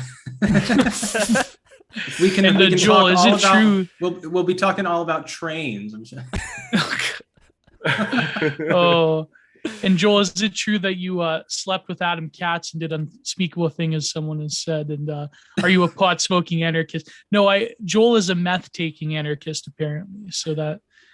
Or was. Rumor going around is that I'm a PCP addict, apparently. You'd smack it. Well, Styx, that's about all, I guess. Yeah. Peace out. All right, thank you. See you, dude. Take care. So we also got Average Centrist in the house today. Average Centrist, thank you so much for coming in. Oh, and also, yeah, so Average Centrist, what do you think about this conversation? Any thoughts? Oh man, in true centrist fashion, I can see where both sides are coming from, and it's really hard to put your finger down on like which direction to go in terms of like governance in the future. Because when you look back through history, like no matter which system you set up, there's always people, essentially psychopaths or just power hungry people that always want to subvert it. And to me, it's a question of, and I guess this is more like Styx's argument, I suppose, but the question is, how do we create a system that creates enough of a bulwark to make that difficult for those power hungry people to abuse that power? And when I hear about people wanting to like create like, you know, an equivalent authoritarian power, to me, that is just like, well, you're just wanting to fast track that abuse. That's kind of what it sounds like to me. But on the other hand, with the democratic side or the libertarian side, that encroaching abuse is still there. You know, it's still growing. So it's hard to know like how to deal with it, because it just feels like it's an inevitability rather than something that you can actually prevent. That's my whole point. That's why I called it the black pill. It's not like, oh, like if I could, if I'm like God and I'm making this like society from scratch and I can set all the parameters that I'm gonna like, I'm gonna make it anything like this, because it's disgusting in many ways. But it's like, as I said, like we are being abused by a very powerful, like the most powerful governance superstructure in world history. And you think that you can fight back against that by talking about liberty and my freedom and my rights. It's just like, that's just retarded to me. It's totally ridiculous. And the other point as well is that people talk about the current system like it's not already authoritarian as fuck. Like the United States government is the most authoritarian institution perhaps in the world today. Like you could maybe make a case that the Chinese government is about as authoritarian, but the amount of power it has, the amount of control it has over speech, over how people think, over global policy of so many other countries around the world, the way they project power, it's so pernicious, and they conceal it, and they delude people into all of these mind games so they can't even see what's being done to them. It's insanely sophisticated, and it's and so this idea that like I'm proposing something radically different, it presupposes that we live in a free society when this is not a fucking free society at all. This is I mean, there was free, like in Soviet Russia, I think you were probably allowed to be racist without getting like fired from your job. I don't know. There was like Joel, it's not so much about what you were allowed to say as far as whether you were racist or not. It's more about what exactly would a Joel Davis living in the USSR have to endure as far as when you actually I'm not saying living in the USSR would be great. No, but that's why we have to compare different systems together and see what in the works. Face, go to Gulag. Yeah, obviously that's a little bit different. Well, a little bit different. Lev, I mean, listen. I know he didn't like your people that much, but did not Solzhenitsyn say that the Soviet Union killed your body, but liberal democracy kills your soul? That's probably the difference. Is that the sort of, I guess you could mean like you could. At least in the Soviet Union, they knew that it was fucked, and they knew the government was lying. Where now, no. Now you have to deal with a bunch of like so many retards that like, no, but Joel, that's not true. You're saying something after the fact. No, but let me explain. As if you're assuming that everybody knew that things were bullshit. There were so many true believers out there that actually ratted out on their own kids to the KGB because they had wrongthink. So I would not compare, even though there are plenty of rats and snitches that are currently existing in the United States as well as Australia, other places, I would never compare those two things together as being equal at all. And again, it goes back to what is the what is the hard experience that somebody would have when they get in trouble in the United States for wrong thing? I mean, sure, you could say that if you criticize BLM, you're going to have problems at your workplace. But hey, now we also have the internet, and we are trying to figure out ways of making money, getting into other industries where, yes, it's always going to be a fight against whoever wants to shut those industries off. But there are ways of going about life that are not necessarily going to involve having to mind your P's and Q's about political issues in the workplace. At least in the Soviet Union, you kind of knew who was fucking you. You know what I mean? It was very clear who was running the show and how it was being run. Whereas in the United States, we're still talking about the level of fuckery. No, because what do you mean? Because the Soviet Union collapsed, correct? The Soviet Union collapsed because it had a name and a face administrating the state, administrating the system. Whereas the United States, it's a hall of smoke and mirrors. You don't even know where the agency is forming against you. It's like you're constantly being there's all of these like simulations of authorities that get put in front of you like a stage show, and most people, it's incredibly difficult to figure out exactly how this thing works and who's pulling the strings. And that's why conspiracy theory is like this like massive aspect of our culture now, because you're not wrong. I mean, you're not wrong about those. You're not wrong about those points. My only point is that I would still consider the outcomes of somebody who was living back then going against whatever government wants you to do to be far worse than whatever's going on now. That's my particular view. I don't know, like no, Lev. Listen, it's far more insidious in terms of how many children did Soviet Russia inject with hormones to turn them into the opposite gender? How many people were getting their genitals chopped off in Soviet Russia? How many teenagers were forcibly injected or given pills that fucked up their minds because they said something bad about the government and were forcibly sentenced to the loony bin? Yeah, I mean, now we have a society that encourages like teenage children in our society to become, pot smoking homosexuals, to deny their gender identities, to do like that's not great. You're not going to get an argument out of me that's great. No, Lev. Let me break it down if you may let me. Okay, so here's the difference. It's like a more sophisticated evil, I think. That's what it's more sophisticated because the nature of biopower has changed. And again, this is speaking of pot smoking homosexuals. Foucault speak. You got to bring up Foucault like 5 times every. I know. I wasted a whole master's degree on Michel Foucault. The point is that when Foucault talks about, I think this was in the order of things, he talks about the creation of a soul. He meant like a social psyche that power has to presuppose and then later invade with surveillance and propaganda and various methods of disciplinary regulation of one's thoughts and behaviors through various knowledges. It's like psychiatry is one of them. So the difference would be when Solzhenitsyn says that modern democracy kills the soul in the West, he meant that on a spiritual and also a social psychic level, there are varieties of mechanisms of power which don't necessarily have to kill the physical body, but has to propagate life itself into a form of stasis that is docile. That's the difference. It's even more insidious. I would rather have Justin Trudeau come to my house with a Kalashnikov than force me to say QR plus LGBTQI2, whatever the fuck he said the other day. But you're saying that before Trudeau actually power has moved beyond just killing people.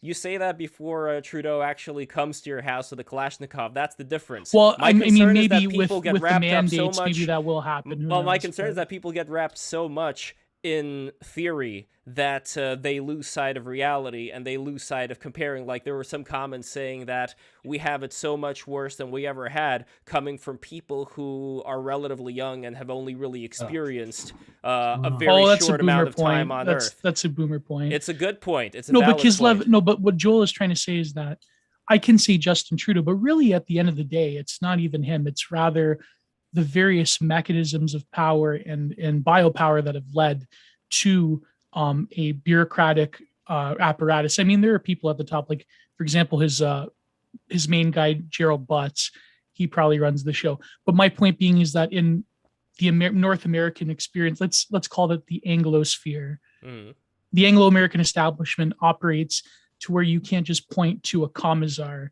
that is directly oppressing you. It is much more nuanced than that. That's almost the evil of it, because in the Soviet Union, Also, you like- can very readily see Also, who like, is, at the top.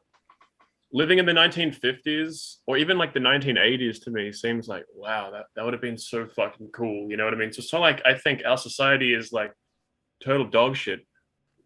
We built something really cool that had a lot of really cool aspects to it for centuries, and we built a lot of prosperity.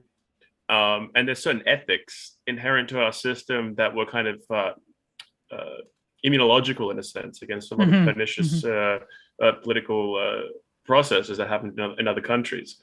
Whereas the Russians, like the Russians were in a very they weren't in a good place economically. They were basically just getting rinsed in World War I when the revolution happened. And yeah, the Bolsheviks were savages, absolute savages. But it was like essentially like you kind of almost needed a savage to run that state at that point because of the situation they were in. There would be no capacity to kind of get control of Russia and make it, like as I said before, so much of what motivates state development is security, right? Internal security, particularly external security, competition with other states. Now, the Russians, they were in a position where they got whipped by the Japs, 1905, almost had a revolution, and then the Tsar had to recall the troops, pretend like he was going to have all these libtard reforms, and then when the troops came back, he's like, haha, jokes, and then reversed all the reforms. 1917, the revolution, it happened, the Bolsheviks came to power, I think, 6, 7, 8 months after the Tsar was deposed, right? So there was all of this internal strife that was more complicated than just the Russians taking over. That's why there was like a kind of civil war that lasted like 4 years before the Bolsheviks totally kind of secured their power over the Soviet Union. And so the kind of environment that the Russians were in, where they're getting whooped by the Japs, whooped by the Germans, and they're in a kind of existential crisis where they had to basically industrialize to develop the military capacity, the industrial capacity to defend themselves against these foreign states.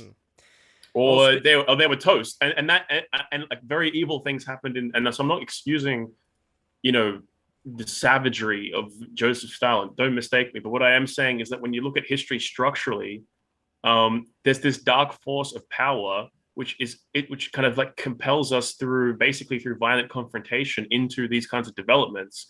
And if you don't go along with those developments, you get left behind, and then you end up in a situation. Joel, you're not a Hegelian, is what you're saying, though. I'm not saying that sounds very Hegelian of you. I'm not saying that when it comes to technological development or fighting on behalf of something, that I imagine there's going to be some perfect sterile environment where nobody's ever going to get hurt. But I do want to compare one thing to another and see which system would result in less of that. So again, like I bring up, for example, Japan back when we had the Meiji Restoration, that technological leap versus the technological leap that was done under Stalin, which resulted in millions of deaths. So I wouldn't say that those two things are the same at all, and I would say there's more than one way to skin a cat. Yeah, of course. So like the Meiji Restoration is interesting because basically the Japs, they wanted to insulate themselves from the West. So they banned all kinds of technology and they banned foreign trade. And the reason why Japanese society was transformed in the mid-19th century was because Americans showed up with their so-called gunboat diplomacy, as they call it, and said, we're going to shell the fuck out of you with our cannons unless you buy and sell goods with us because we want to trade with you. So either we can go to war, we can fuck you up, or you're going to trade with us. So the Japanese traded with them and they got integrated into global markets and foreign technologies came into the country. And then that was like the first domino flick that ultimately led to the Japanese imperial project that culminated in the Americans nuking them 100 years later. So like this is the kind of savagery of history where like people that have tried to resist and keep themselves out of this technological process of power centralization, they've all been sucked in. And now we're Well, all kind of same thing with the centrifuge. horse and buggy people. Same thing with the people who lost a lot of jobs and people who died when technology was coming around that upended a lot of the ways that people worked. I completely agree that there's going to be bumps in the road when it comes to changing gears. But the reason why I specifically brought up Japan, but Lev, a lot of Hold knowledge on, is hold on, reburied Gio. because of that. That's Sure, not no, a that's not great. good Again, thing, in my I'm not opinion. saying any of these things are good or bad. The reason why I'm bringing up specifically Japan is I'm not saying that technological shifts are going to be good or bad, although duly on being good for certain reasons and bad for other reasons. I'm specifically talking about Japan here because they did not need to kill millions of people in order to have their industrial revolution occur. Same thing with other countries industrializing versus a country like Russia, which brings, again, this whole idea of you absolutely 100% need this authoritarian shithole system in order to counter what you see as being a degeneracy. Yeah, so Bolshevism. So, Lev, you're saying that Bolshevik. I mean, but like, there's a difference between Bolshevism and like the Japanese imperial system was still authoritarian, very much so. Right. Sure. That's what I was going to say. Imperial war machine, and also the other aspect to this that also needs to be taken into consideration is what I said was not let's just be whatever kind of authoritarians we have to be. I do believe there needs to be an ethical mission that the state has. I do believe that there needs to be a spiritual mission in history for the state that ultimately gives it some meaning. And I've written about this in my journals, but that gives it some kind of essential meaning and purpose and existential, kind of existential mission in history, as opposed to just cold pragmatism. That's American progressivism. I reject that idea. But the But that doesn't. But like, we can't even have that debate unless we kind of just accept reality of, okay, we have be authoritarian realists essentially, and say, okay, well, we're going to have these bureaucratic states. How can these bureaucratic states actualize ethical norms as opposed to being like savage, murder machines like Soviet Russia? Right, and but it seems we're having a real discussion. But it seems like the modern American empire, the Anglo-American empire, that all we're seeing is trends towards exhaustion. There is no sort of higher spiritual purpose apart from even sort of the American manifest destiny shit. Is never. It rings hollow nowadays. I get that, and I want to get to average centrist. I do think, though, that before average centrist, I do think that in a way, ironically, because you are a Christian, Joel, now, it is kind of like making a deal with the devil when you're talking about wanting to institute a lot of these things where you hope that it is going to be the person that's going to share in your value system that's going to enable for there to be a lot of wonderful things to happen. That's totally wrong, because it's not a deal with the devil per se. It's because any sort of governing structure that the church approves of is much more ancient than sort of this like American, evangelical Protestant, like the American system is like the chosen divine system. I believe that it's not true. Gio, I'd believe that if I'd see a lot more Christians throughout history, including today, acting like actual Christians. What are you talking about? Then I'd be with you. What are you talking about? I'm talking about hypocrisy. Lev, that's a boomer point. That's boomer liberalism right there. See, that's an easy way to deflect a lot of to be a good Christian. About. So being a good Christian, I have to like bend over and take it up the arse from these powerful entities that want to abuse me. I have to turn the other cheek to the nuclear technocracy or something. You have to resist. You have to resist these entities, but at the same time, you should not adopt authoritarian methods of your own for the sake of resisting. But the ultimate authoritarianism lies at the heart of the church. I mean, Christ is the ruler of a kingdom, not of a democracy. So then my hope is that Christ would come here and would set things right. I'm not having as much faith in the actual people who are supposed to represent Christ. That's what I'm saying. I think the problem is that people view Christ as some, sandal-wearing hippie with a gray beard, and he drives a Tesla, and he's got a Free Tibet sticker on the back of it. The libs don't even believe in freeing Tibet anymore because, Tibet is very icky, authoritarian, theological, theocratic state. So that's, But anyways, I think we're getting caught in the weeds here. I think. Well, let's go to average centrist. Yeah, I just had a question for Joel, and I was just wondering when you were talking before, like, okay, so You're talking about setting up like a counter authoritarianism essentially to other authoritarian regimes. I just wondered like what level of authoritarianism, like what limits are you actually willing to accept? Like what are the actual parameters of this system that you're talking about? Well, I mean, you want me to give you like an entire political system? Like, I mean, I'm obviously not saying and... no. I'm just talking like just generally like a couple of little things. Like, so for instance, like if there's an authoritarian state that doesn't provide freedom of speech, are you willing to adopt a system of no freedom of speech to counteract that? I don't know how that would even work, but if that's what you want to do, like what I'm just trying to figure out like what you're actually trying to put in place.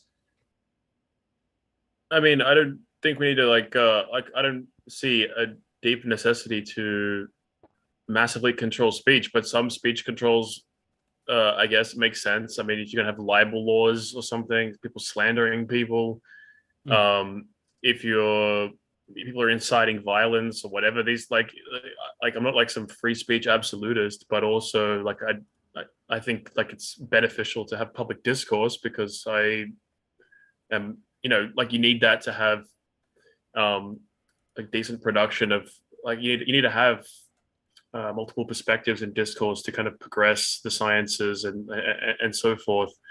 So I do believe you want to have diverse discourse, and I don't think we should just force everyone down some rigid hierarchy. But I don't know if you're going to have like a Catholic state. Do you want to just let people speak heresies on the street? I think pornography should be banned, but according to the Supreme Court, we're talking about the Supreme Court before. The Supreme Court literally ruled that pornography is speech. How is fucking someone on camera speech? Yeah, like that's just that's totally fucking batshit insane. This is what I mean when I was talking about that. But I think that should be banned. Like I'm kind of like it's. I believe you should have ethical principles, and they should be more or less enforced. Like so. I think certain forms of knowledges are kind of too dangerous for a lot of people. I mean, I think that's why the church suppressed a lot of different, like you couldn't have people like propping up Gnostic cults wherever you had sort of a structure that would just be too spiritually harmful. I mean, we can have academic inquiry into different things. I don't really care too much about that kind of thing, but I would be concerned, like say you have like some weird cult and it's promoting all of these like really antisocial values or whatever, then like, what are you just going to allow that to continue? You're just going to allow some weird cult leader to just like, stockpile weapons and like rape 14-year-olds or something. At some point, like, you need to have some kind of intervention. We already had under the Clinton administration, right? That's where we had Waco. Yeah. You're basically describing what we the already difference. did. No, the difference was that Waco is obviously different because that was part of the anti-militia movement where Clinton was suppressing his political enemies, but also the way that they it wasn't just constructed this narrative against David Koresh was total. Not saying that everything he did But if you have a bunch of did. jihadists, say you have a bunch of jihadists in your society, do they have freedom of speech? Like, no, fuck that, fuck you. You know what I mean? I don't know. They're kind of. I mean, oh, never mind. I'm not going to be too controversial. No. I actually see. There was this great go to IM 1776. There's this great article by a fellow author of mine where they talk about there's actually a great book about Italian futurism and the Taliban, but it's about this person managed to link clubbing and the Taliban. It's a really great article. IM 1776. But see, Gio, like I haven't read that article yet, but in general, it just sounds like it's about Italian futurism and the Taliban and going to clubs and specifically sort of right-wing excess. Specifically with the embrace of the Taliban, I kind of see it as people who are online a lot looking towards much more, let's say, beastly ways of going about life, not really seeing it reflected in their own society, maybe seeing certain things that they themselves are lacking because of being raised in such society this and longing idea, for it. This idea that patriarchy is beastly is total horseshit. Civilization was developed through patriarchy. If it wasn't we're talking about a bunch of warlords, degrees. We're talking about degrees. For example, but if you didn't have a bunch of warlords going around appropriating women from foreign tribes and creating like massive harems, and administering like the initial property relations and patriarchal lineages and so forth, we wouldn't have a civilization. We'd all be a bunch of like spooky hippies, with these weird shamanistic Longhouse mother elders. cults, Longhouse mother like matriarchies. would still be like abos or something. Like that to me Can we is more say that on animalistic. YouTube? Sure. I mean, Joe, if we didn't have if we didn't have something that came before us, then we wouldn't have what we have right now. But that's not what I'm talking about. If we look at Times Square, for example, we could see a lot of unfavorable, uncivilized activity that was going on. There's this dude who was jacking it right in public, right in front of children. Horrible thing.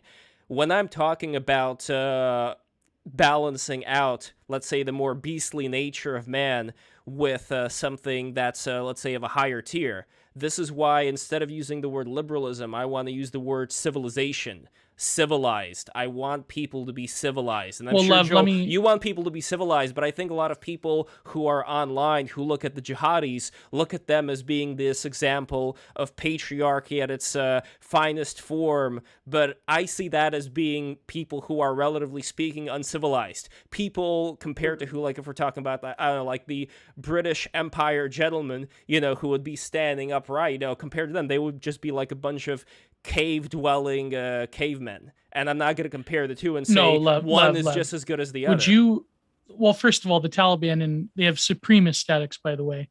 And would you rather have beautiful Islamic, what's it called, anaconist art, without the subject, or would you rather have like that one video where a gender studies professor tries to teach Afghani women about Marcel Duchamp? What would you rather have, Lev? Obviously, I would have the, the Islamic tapestry art, right? Yes, of You'd course. have the Iranian miniature?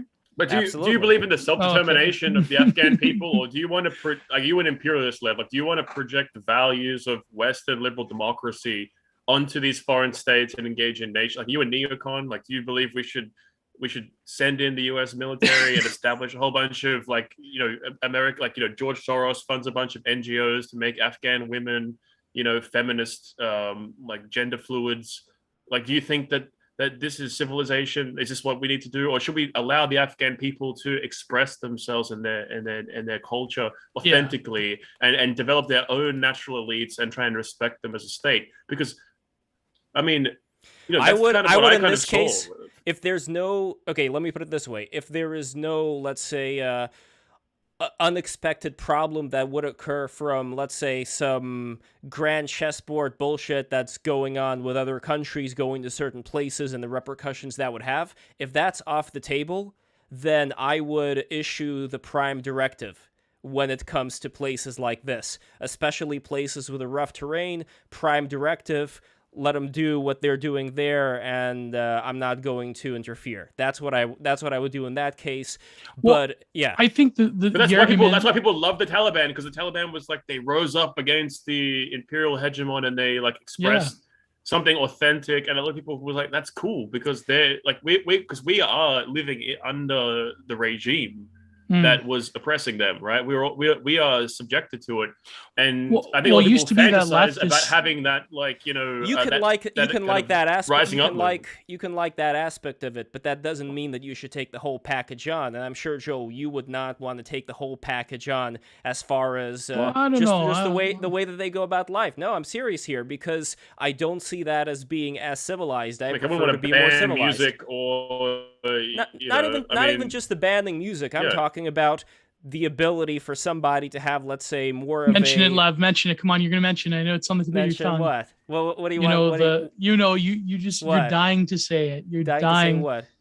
The wife beating thing, right? No, I wasn't talking about that. I was talking about, I think, when we take a look at Western civilization in general, when we take a look at the beautiful buildings that were able to be created, when we're talking about the poetry, the art forms, and again, you can go like to a tribe somewhere in Africa or in South America or whatever, and you can get very interesting, beautiful music that's made.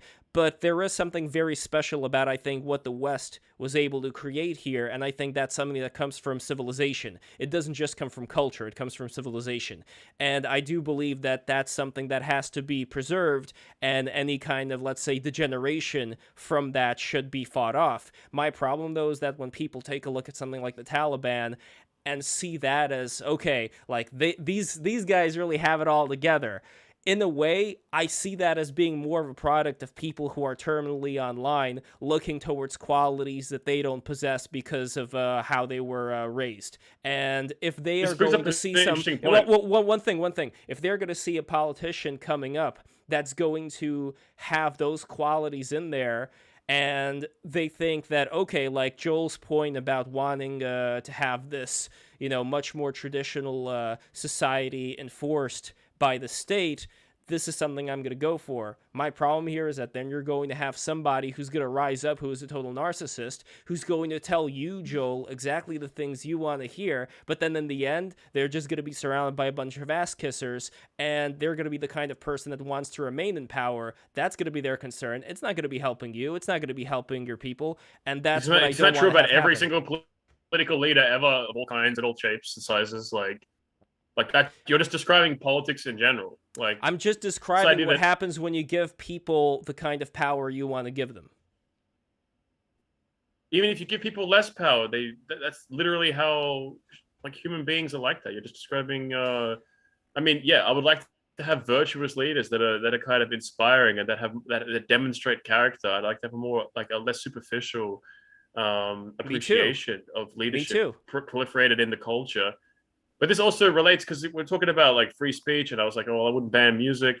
I definitely would ban some music though. Like, I'd ban pop music basically. That shit's rubbish. And there was times in European history where the state did prevent certain artistic genres or musical genres from being proliferated to the public because they were shit. And generally speaking, the state was pretty good at deciding what was good and what was shit. They were generally defending much better art forms against far inferior ones that had this kind of corrupting, degenerating influence on society. And so, I don't know, there is a certain appeal. I think that certain classes, I think that's, here's the differences with people, they strawman the Catholic Orthodox approach during medieval times to certain things like subversive art forms or heresy. You could still have a learned elite of people who are spiritually guarded against certain harmful things that could, for intellectual purposes, view certain things.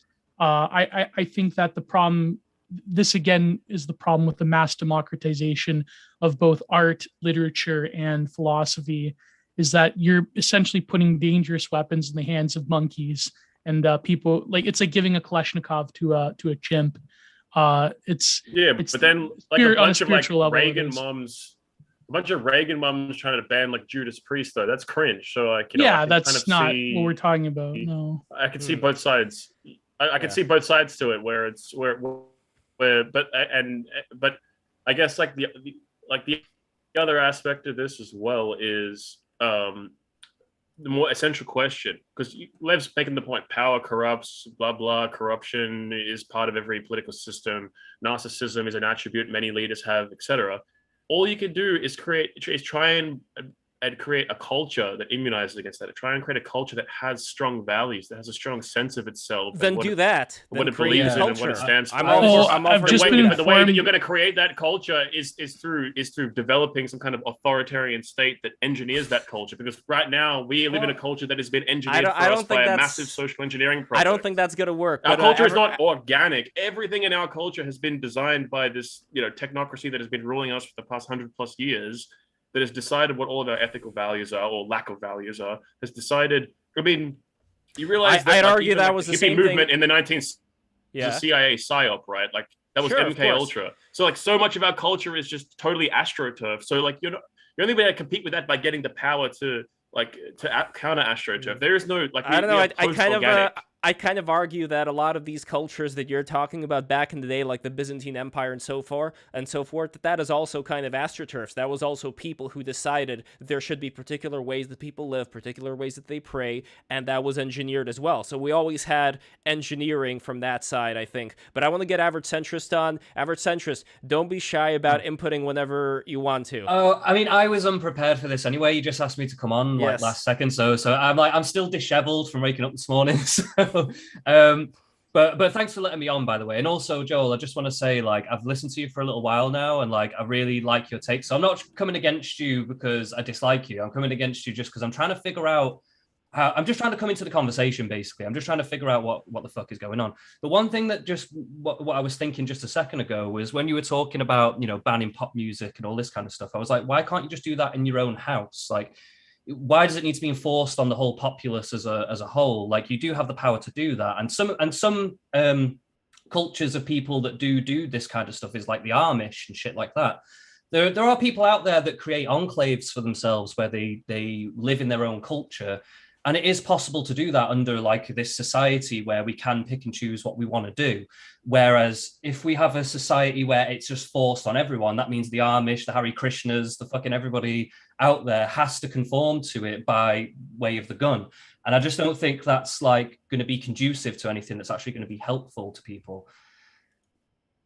Well, I'll give you here. I mean, what do you mean? Like, so like say there's certain standards that you have to have. So like look at you know, if someone presents basically pornography as art, right? In many periods of history, that would be illegal, right? If so, was that a bad thing? Like, there's been plenty of times when there has been, you know, regulations upon certain expressions that have been, I think, beneficial. Now, I mean, I don't really give a shit about, like, I don't like up at night like, oh my god, I can't believe like Lady Gaga is legal. Like, I need to, like, you know. Well, I'll give you an example of how things work. I'll give you a good example. I don't really give a shit that much, but like my point is just simply that if you have like a strong cultural idea of values, that shit like this should be offensive to you when you have just like really like you know, really kind of aesthetically disgusting, low value, immoral rubbish getting pumped out, mass produced even, because it's not even like these things are kind of forced upon society, like in a popular music or whatever. Well, I'll tell you how. Here's let me give you a quick example I'm seeing on Twitter right now about how things work when it comes to media and the selective enforcement of outrage and of funding. So we all agree that news networks getting massive funding from corporations is probably not a good thing, right? And we know that they all do, like CNN, MSNBC, ABC, you name it, right? Like here in Canada, we have state media, which is different, but it's still the same bullshit. So apparently I see on trending on Twitter is that AT&T was giving money to this like whatever cheap ass like conservative news network called One America News, OAN, right? So here's the thing. Network providers give money to news networks all the fucking time. But now you have Reuters doing a story about this evil right-wing election conspiracy news network getting funding from AT&T, and you have fucking subhuman ghouls like Molly Zhang Fast boosting it, saying, oh my God, this is a bad look for AT&T. But every fucking network gets money from corporations. CNN gets money from Pfizer, right? So it's like the selective enforcement is the way in which they derive a total clampdown, because you have like people like Molly Zhang Fast, or who's the one that doxed people on Clubhouse that was going after certain friends of ours, Joel, what's her name? The Lorenz fucking cunt. Oops, did I say that? Sorry. I just let it flow. Minecraft, right? Let it fly.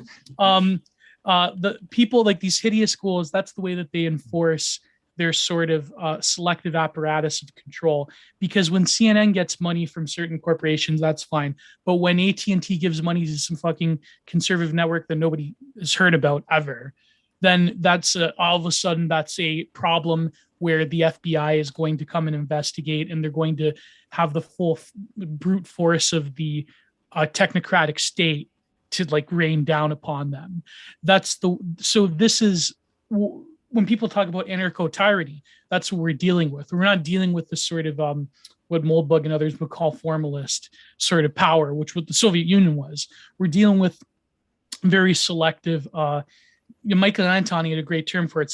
He called it a celebration parallax, meaning that when they do things, that's to be celebrated. But when we do the same things, then that's evil and terrible. So, for example, when a homeless person jerks off in the street, that's evil. Because he said some gamer words to certain immigrants. But when a homeless person jerks off in the street and it's a certain month in a certain parade, then that is loving and accepted, and that is that's like a Pacalithia public sex transgressive act. So that's simply what a celebration parallax is. And the way it works in media and the way it works in the culture industry is very similar. So I think the problem with the debate, just really quickly, is that I think people are thinking of power in terms of we no longer live in sort of an ancient regime where power is very formalistic and it's very direct, and the sovereign is very much apparent. I think the complicated nature of modern power means that certain options are off the table unless we have a total radical change. I mean, think of it this way: they're making a movie on fucking Gamergate. Like that's how threatened they are by just shit posting, right? That's like Brianna Wu had to like concoct some FBI story. No, for but her, it is an interesting thing, Gio, though, that if we're talking about Gamergate, if we're talking about Gamergate and people being so afraid of any dissent, I again keep in mind something that Alexander Bard talked about, where a lot of these, what is it called, Teen Vogue, any of the, MTV.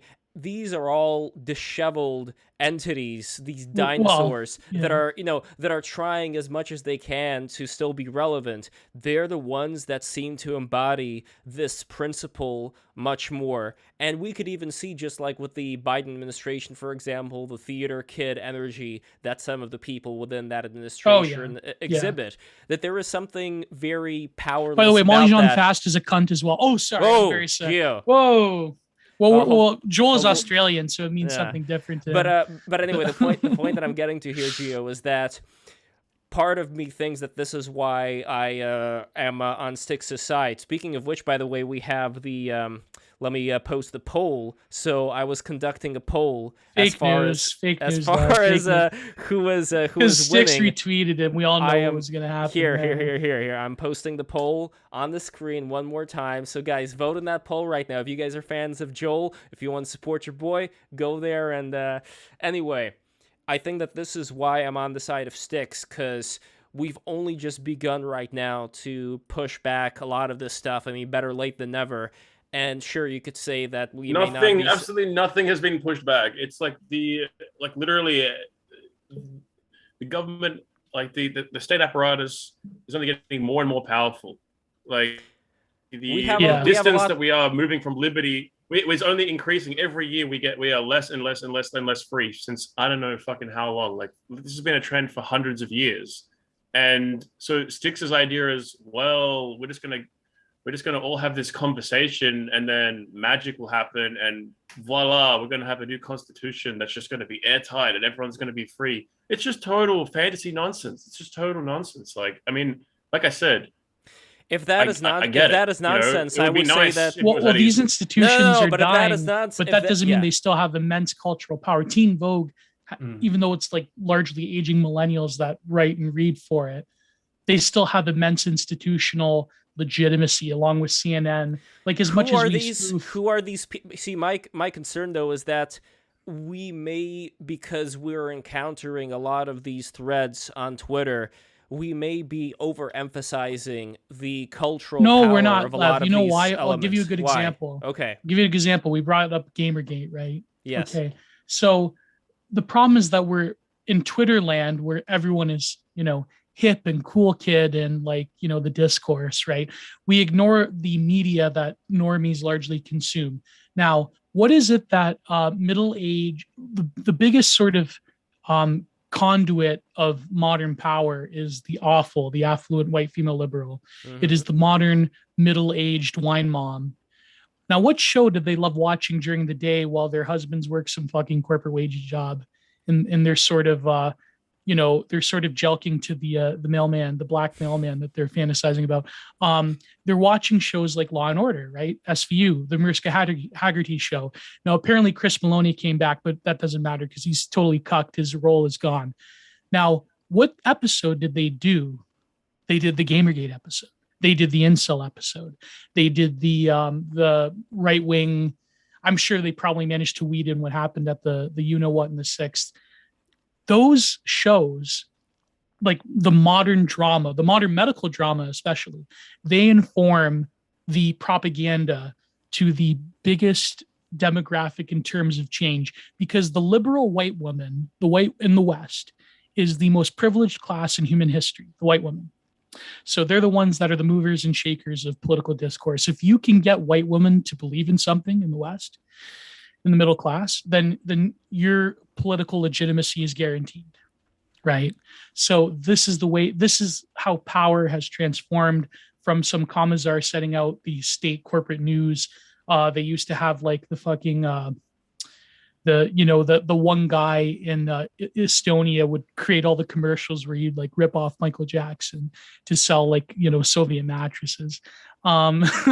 So therefore it's no longer that. Now it's like this whole culture industry apparatus that has done more to inform the state ideology than the actual state itself. Well, So Gio, you're problem. talking about the cultural apparatus. The way that I see it is that this cultural apparatus is like a shockwave. So when the And white when woman we're has a seeing- Chardonnay and yes, the Xanax, Chardonnay and Xanax watching sipping Law and white Order, woman. Mariska Hargitay, Yes, watching Law and exactly. Order.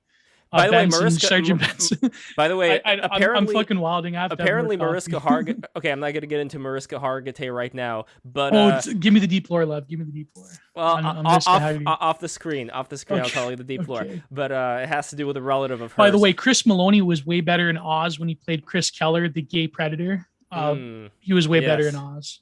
And by the way, we may get Robert Closey coming on the stream later on. I'm Oh gonna my- see if I can work it out. He's the guy who played the prison guard. The the warden. Yeah, But anyway, he I took understand over for Metzger. Metzger was the neo-Nazi warden. Yeah.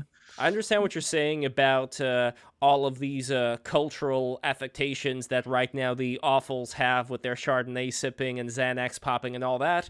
I still see that as being where we're seeing, like that famous hockey player Wayne Gretzky said, he wants to see where the hockey puck is going, not where it is. Right now, what you're talking about is where the hockey puck is. You couldn't be absolutely... But I'm saying the you couldn't be more insanity right of it. about that. I agree, it's insane. We Well, all agree the on fact that shit. like internet culture is driven through like the extruder of like these are these terrible frog, incel women hating terrorists. Like that one line in that one episode where they said, now I know that video games are no place for women or some shit like But that. look, Like it's the fact that millions of people like that have ostensibly have voting and political power who can change the discourse on their fucking Pinterest and TikTok and Instagram pages.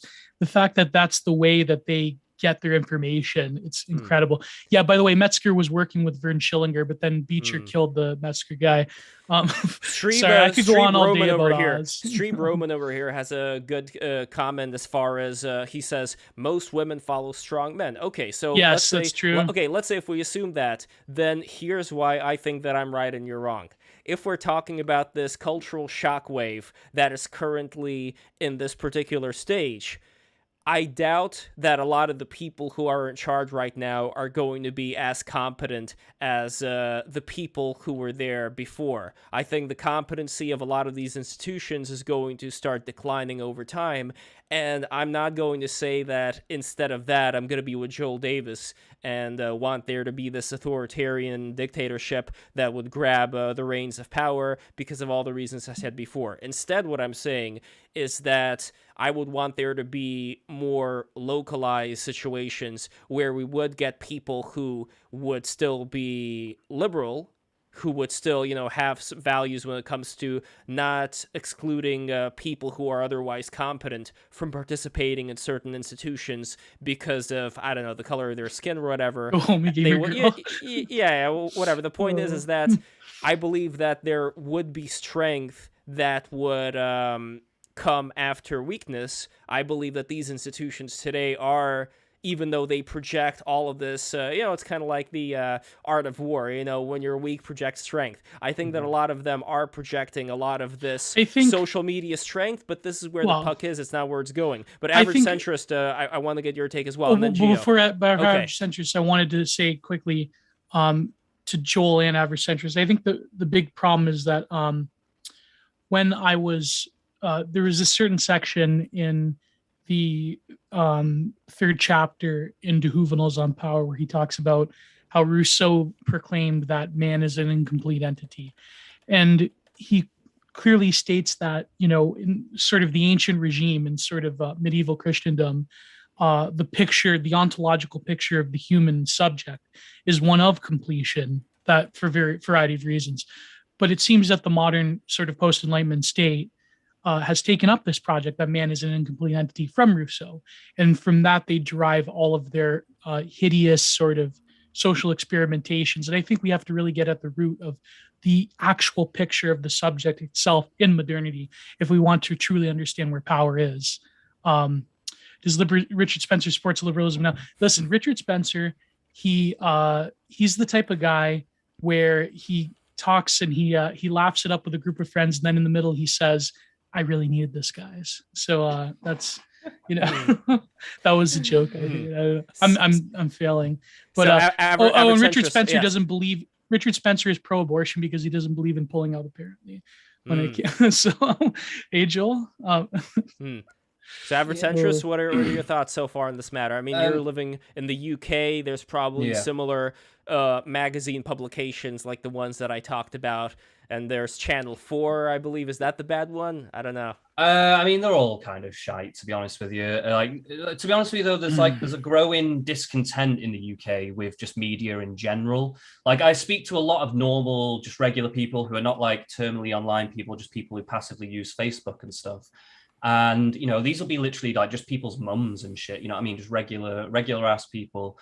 And they're all like deeply mistrustful of like BBC, COVID numbers, blah, blah, blah, all this stuff. And like, it seems to me like, I think you're kind of tapping into something, Levin, that they are kind of clutching at straws. Like they project a lot of strength when in reality, their numbers are going down and down and down.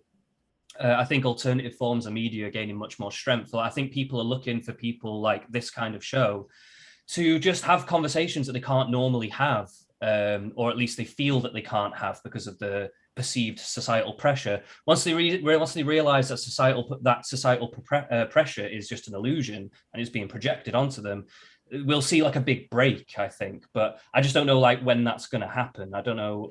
It's probably, I feel like Australia is a bit of a flashpoint actually, because some of these riots that have been going on in Australia are really waking people up. And I think people are saying, I've heard rumblings in the UK of people saying that if we're going to have another lockdown, that we might do the same kind of shit.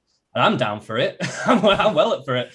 So, Well, Joel, actually, I'm curious. What is happening right now with the protests in Australia?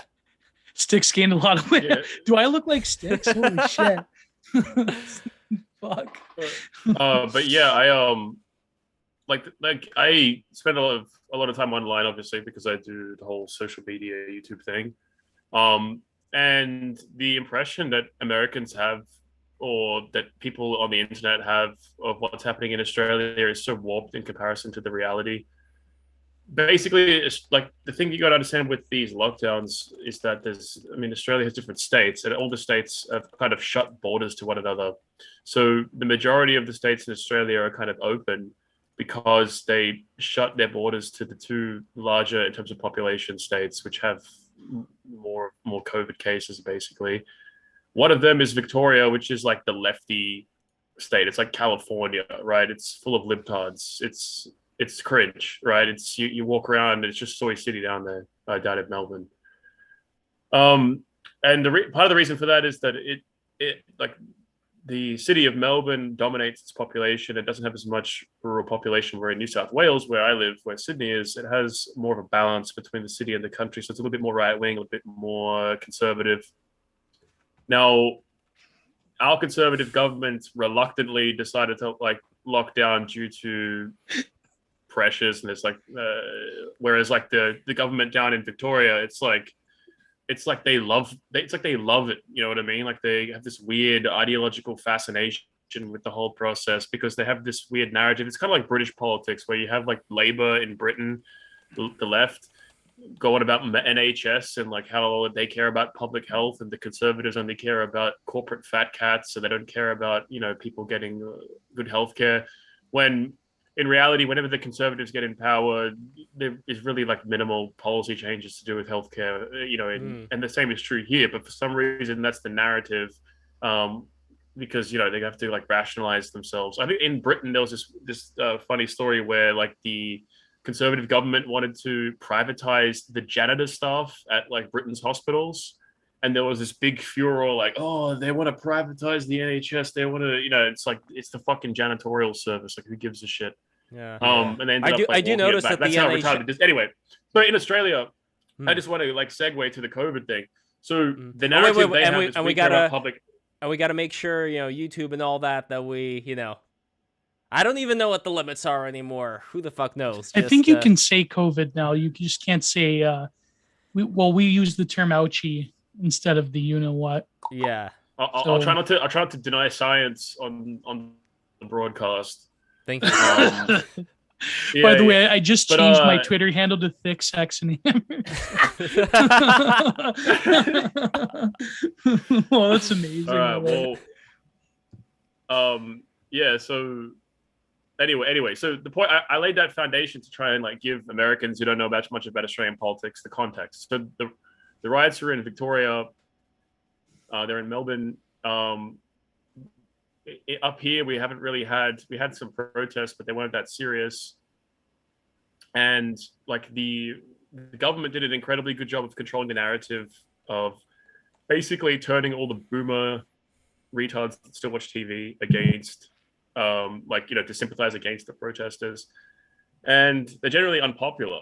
The average person here, particularly in Victoria, is incredibly blue-pilled on this whole subject.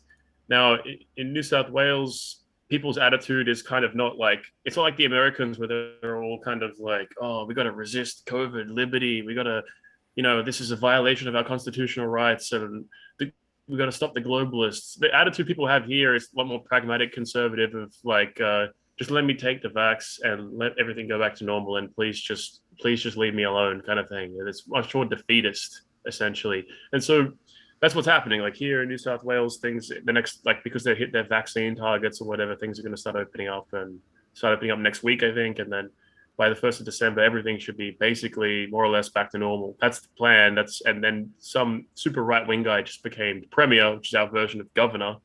And he was really anti-lockdown. Yeah. So I anticipate that he's kind of base. He's like this base trad cath, 6 kids, and he opposes gay marriage and abortion. And all the lefties are seething, coping and dilating right now. It's pretty good. But anyway, the point is, the point is that I expect New South Wales to basically go back to normal, and everyone is expecting that. So there's not really any kind of energy to protest because people think, well, it's only another few more weeks, and and most people have taken the vaccine now. So because so many people have vax cucked, so to speak, it's kind of like a moot issue at this point. Like I think like 90% of this state has already taken at least one dose of this thing. So it's over, bro. It's old news. It's about to be summer as well. Everyone knows, like flu season ends in the summer, so everything will clear back up. And I anticipate things to kind of become what the Prime Minister said is they want to copy the British policy of essentially just getting everyone vaxxed and then opening up. By the way, this is your flag, right? So, this is the Australian flag? The official one, yeah. Yeah, the official. Gio, do you see the image? Wait, let me see. The official Australian flag. That was a great episode. Mm-hmm. It's like, sir, this is America. We don't tolerate that when he's like, America, Australia. So, gentlemen, we got to get to super chats right now, and unfortunately, I got to go after this. So here we go, super chat I gotta get time. some breakfast. We got Basham, $20. Takes a lot of work being. Wait, before that, before that, no, we get before that. Drew McTighe donated $5. Clank, thank you very much, Drew. And also 2 days ago we had 100 rubles, which is not as much as you think it is. It's like $1.40 something, but still really appreciated. That's from True Story. How much is the Russian ruble to the American dollar, Lev? Let's see, ruble to USD, that would be 0.014 dollars. Oh shit. So there we go. Anyway, Drew says Clank, but True Story says Paul. You mentioned messaging in this is for Paul Town. Paul, you mentioned messaging in movies being a part of it. Do you enjoy some more than the others, like David Lynch? So I figured I would transfer this to you guys. Do you guys like David Lynch? Oh yeah. Joel? Yeah, I love David Lynch. He does some great films. Mulholland Drive is a classic. That's pretty trippy stuff. Oh, yeah. Obviously, Twin Peaks, great television show. Mm. His version of Dune was a little bit shit, but I still like it for some reason. I Yeah, did you know haven't seen that it. David The Lynch costumes actually were brought out he actually brought out an album like I think like 5 years ago or something. It's like a trip hop album or something, and it's actually pretty good. It's like some like 60-something-year-old dude made an album. It's like what the fuck? Wait, you said it was music's a young man game, you know? trip hop? Is that what you called it? What exactly is that? Trip hop is You know like what trip hop is? You've heard of Trippy band like hip-hop, Massive innit? Attack, Oh. Portishead. Yeah. yeah, it's like No, 80s. it's a white boy genre. It's not. It's Mm. like 90s, like guys that were really into like Jamaican reggae type stuff, but then like combined in kind of that like Anglo alternative rock mentality, And then like, also fused them together. electronica, like Sneaker Pimps is a good like the- example of like the more ambient. The side. archetypal trip hop record is Massive Dummy. Attack's Mezzanine. Oh, okay, I yeah. think that came out in '98, and that record is brilliant. That's a classic. Portishead highly Dummy recommend. is You probably probably like it, another- Lev. You're into trippy shit. Yeah, Portishead. Yeah, that's. I'm Another, actually like- not like that with big of a the- fan of trippy music. Like, I like listening to a lot of classical music a lot.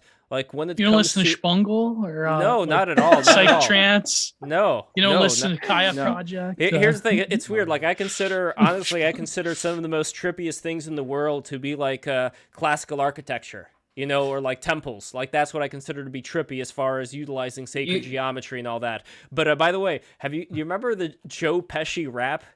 Do you guys know? Oh, that? God, that Joe was terrible. Pesci. That's terrible. I think I do know this. But anyway, next super chat we have over here. So Basham said, "Is the real issue here moral relativism versus Christianity?" So I think this is something. No, that's not. That's no? a boomer because I mean, there's no such thing as moral relevant to what we were relativism. saying. Well, no, go ahead, I Joel. mean, Go like ahead, it's, Joel. Yeah.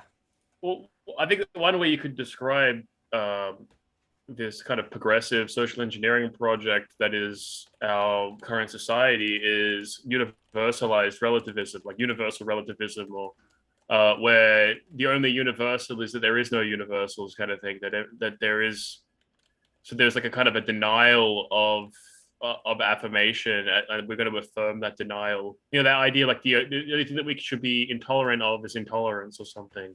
There's this that kind of preeminent nihilism that Mhm. defines our culture, where you're not allowed to believe in anything because that's authoritarianism, that's fundamentalism, and so we have to respect all beliefs, but we don't actually respect any beliefs, because if you actually respected them, you would respect people who actually believed in them and actually Right. meant what they believed. And if you really believe in something, you think other people are wrong and you think you're right.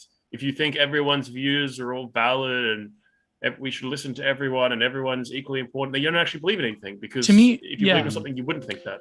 To Yeah, my I do agree with spicy that. take is that multiculturalism, because my country is like the fucking poster child for state enforced multiculturalism. My take is that as liberal multiculturalism increases, it is an excuse for cultural illiteracy of other people. I think that as when society was more racist, unironically, that people had a better working knowledge of other people's cultures. Like, for example, the British Empire, they knew culturally that they were superior on a number of levels. Now I think, well, as a But Mediterranean, I sort of that's doubt kind that. of different. But they that's had kind an of different too, because immense you're knowledge. talking about The average Victorian had an immense knowledge of, for example, someone in Japan, various African tribes. Whereas as society becomes more multicultural, then you view all other cultures as sort of a trinket, tourist trinket trap. It is an excuse for cultural literacy. like a trinket combined with a Mary Sue, where you can't Only see any true of the, racism can install cultural literacy, Lev. So But we don't need to even use the word racism here, because really what we're talking about is comparing one culture to another. That's more culturalism, and I could see how back then those two things were combined. I think that we can dislodge one from the other in the future. But there's a tweet that I made about this Tim Dillon quote. They're allowing actual hell in, but disallowing the satire. So this is something that I have an issue with, not just with today's structure but why I also have an issue with the authoritarian structure that Joel will be more in favor for. I think that this power of satire, the power of comedy, is something that tells me whether a society is healthy or not, whether this is something that is much more spread out. And I don't necessarily see satire as having a role in either Joel's vision or the vision that we're currently living under today. What do you mean? Like, I come out of the dissident right, which is like the vanguard of satire in our culture for the past decade. Have you seen, if you go to 4chan's poll, their comedy thread, or, whatever that's called, it's like the worst, okay? It's not, it's not that okay, good. That's what I'm getting at. It's a message board. I mean, Still, the cream rises to the top when it comes to message yeah, but board poll culture, hasn't been good for quite a while. Yeah. I don't know. No, my whole point know. here is that I think that under any Also, kind of this dictatorial idea. system, you're not gonna have great satire. Okay, Wow. this idea that I'm in favor of authoritarianism, like as though I'm advocating it as opposed to what? My view is authoritarian realism, as I stated, which is like, it's like saying, are you in favor of breathing oxygen? It's just like you have to. You don't have a choice. Yes, That's you do. my view on authoritarianism. Not, I oh, disagree. well, no, you don't. Well, the arguments, I gave a series of arguments as to why I don't believe you have a choice. I believe either you engage with authority or you become authority's bitch. These are the two Authority choices does you have. not. It's like Yeah, you but either authority does fight- not necessarily perish mean like a bitch or authoritarianism. fight like a dog. Like, Authority does not mean Okay. authoritarianism. You can have a very okay, well, strong what does pushback. authoritarianism mean then? Authoritarianism means a system where the government has a lot of power in terms of deciding what happens to you, what happens to your family, where you are or not allowed to go, whether certain things can be satirized or not, whether people would be thrown in jail for saying the wrong things. That I would see as being an authoritarian structure, as opposed to people fighting with that same fire in their belly that you would want to see against a lot of the authoritarian structures that we currently have in place, relatively authoritarian structures that we currently have in place. Yeah, but in order to get together and fight, you would need to develop a chain of command that would have a rigid authority structure, and then you would have to obey to a certain what they tell extent. you to It do. depends on where the cutoff is. For me, the cutoff would be when it comes to a top-down governmental system deciding whether or not people are allowed to do certain things. Every governmental system is top-down. And To a it decides that people are allowed to do Yes, but certain then there are things. also The legal system there is. are also checks to power, which is why, and I know that's a very cringe. The checks to take power for are a lot parts, of for a are lot parts of of the people. What are the checks? Give me name some checks. Give me one check. All right, one check, for example, is the kind of check that enables, I mean, I'm not talking about Australia right now, but at least here in the US, that enables neither you, nor Logo, nor even Geo in Canada to be whisked off by the Secret Service for writing something negative about the government. Okay, that That's I what would a check. No, well, what exactly enables that to be the case as opposed to not? Like the practices of the state. If the state decides number one, we have arrest me- lawyers, we have civil rights, we have all this shit that Okay, you so may we take have for a legal granted. system. So what you're That saying would is be the the check state on it. created a legal system. Yes. So the state is checking itself. So who designed that legal system? It doesn't matter because we have people Who runs that still legal system? who are going to be there. We have people still who are liberals who You realize I know there are you don't political like, dissidents in the United who are- States who are in jail. Absolutely, and that's not great either. I'm not saying that it's a perfect system. What I'm saying, though, is that relative to that not being the case, Let's not go through the logo debate again, please. Hold on, no, real quick, and then I'm going to stop. Joel and Oh. Geo, you guys are going to have a liberal that, whose ideology you hate. You are still going to have that liberal at the end of the day, not a SJW or whatever, not a leftist. You are going to have a liberal at the end of the day who is going to hate the ideas that you may have, who is nevertheless going to vouch for you under this system that you don't like. That's my only point, and that I see as being a check, whether we're just saying that, it's just a piece of paper, and whether people believe it or not. We still have, I think, enough people who so you're believe saying in that. having a functional legal system, like I'm opposed to having a functional legal system. Like that's insane. Like, what do you mean? I agree. Yes, we should have a functional legal system, and yes, it under should your attempt legal to system, there's going be to be a formalized. top-down. Well, no, under your legal system, there Every would be legal system has a top-down structure. structure. Every legal system has a top-down Specifically, it's structure. going to be a top-down structure where the person at the top is going to dictate what people are. Who's the and aren't person at the allowed top? to say. I know, Joseph. So a Stalin judge or makes a whatever. decision. So a judge makes a decision, and you don't like it. What do? You go to a judge above him, right? Because it's a top-down system. Yes. And then eventually, there's a final judge, a judge of last resort, right? Yes, that you can and that's appeal still to. a different system than the kangaroo courts that they had in the USSR. I'm saying yes. Where did I advocate for kangaroo courts? I never advocated against having a functional legal system. Yes, and I'm sure a lot of the people who back then in imperialist Russia were advocating for a better society, I'm sure that they weren't advocating for being put up against the wall and shot. My point is that these things are the ones that end up happening once you actually institute the kind of top-down system you're in favor of. But anyway, we already have a top-down system. Yeah. Compared to what? Again, I'm not gonna go. Oh through this man. whole Okay, rigmarole let's stop. again. Let's stop. We keep going over the same. The structure of the system is top-down. I said, name a check. The check that you named was the legal system. I just said the legal system is a top-down system. You didn't provide an argument against that. A top-down system again, relative to what exactly you're saying? Because yes, we have different courts, we have different judges, we have activistic judges. Agencies who are distributed going upper hierarchy. Yes, so the kind of hierarchy we have is still not the same kind of hierarchy where everybody reports to the person at the top, and the person at the top is going to decide that you, Joel Davis, who wrote something bad about the government, is going to get arrested for that. We still have some way of preventing that, right? At least now in the United States. So you're not going to get arrested. Yeah, but Lev, Maybe in the you're United States. skipping If I was in England, if I was in my homeland, the country of my people, and I make a tweet that's racist, I can be arrested and put in jail. And that's horrible.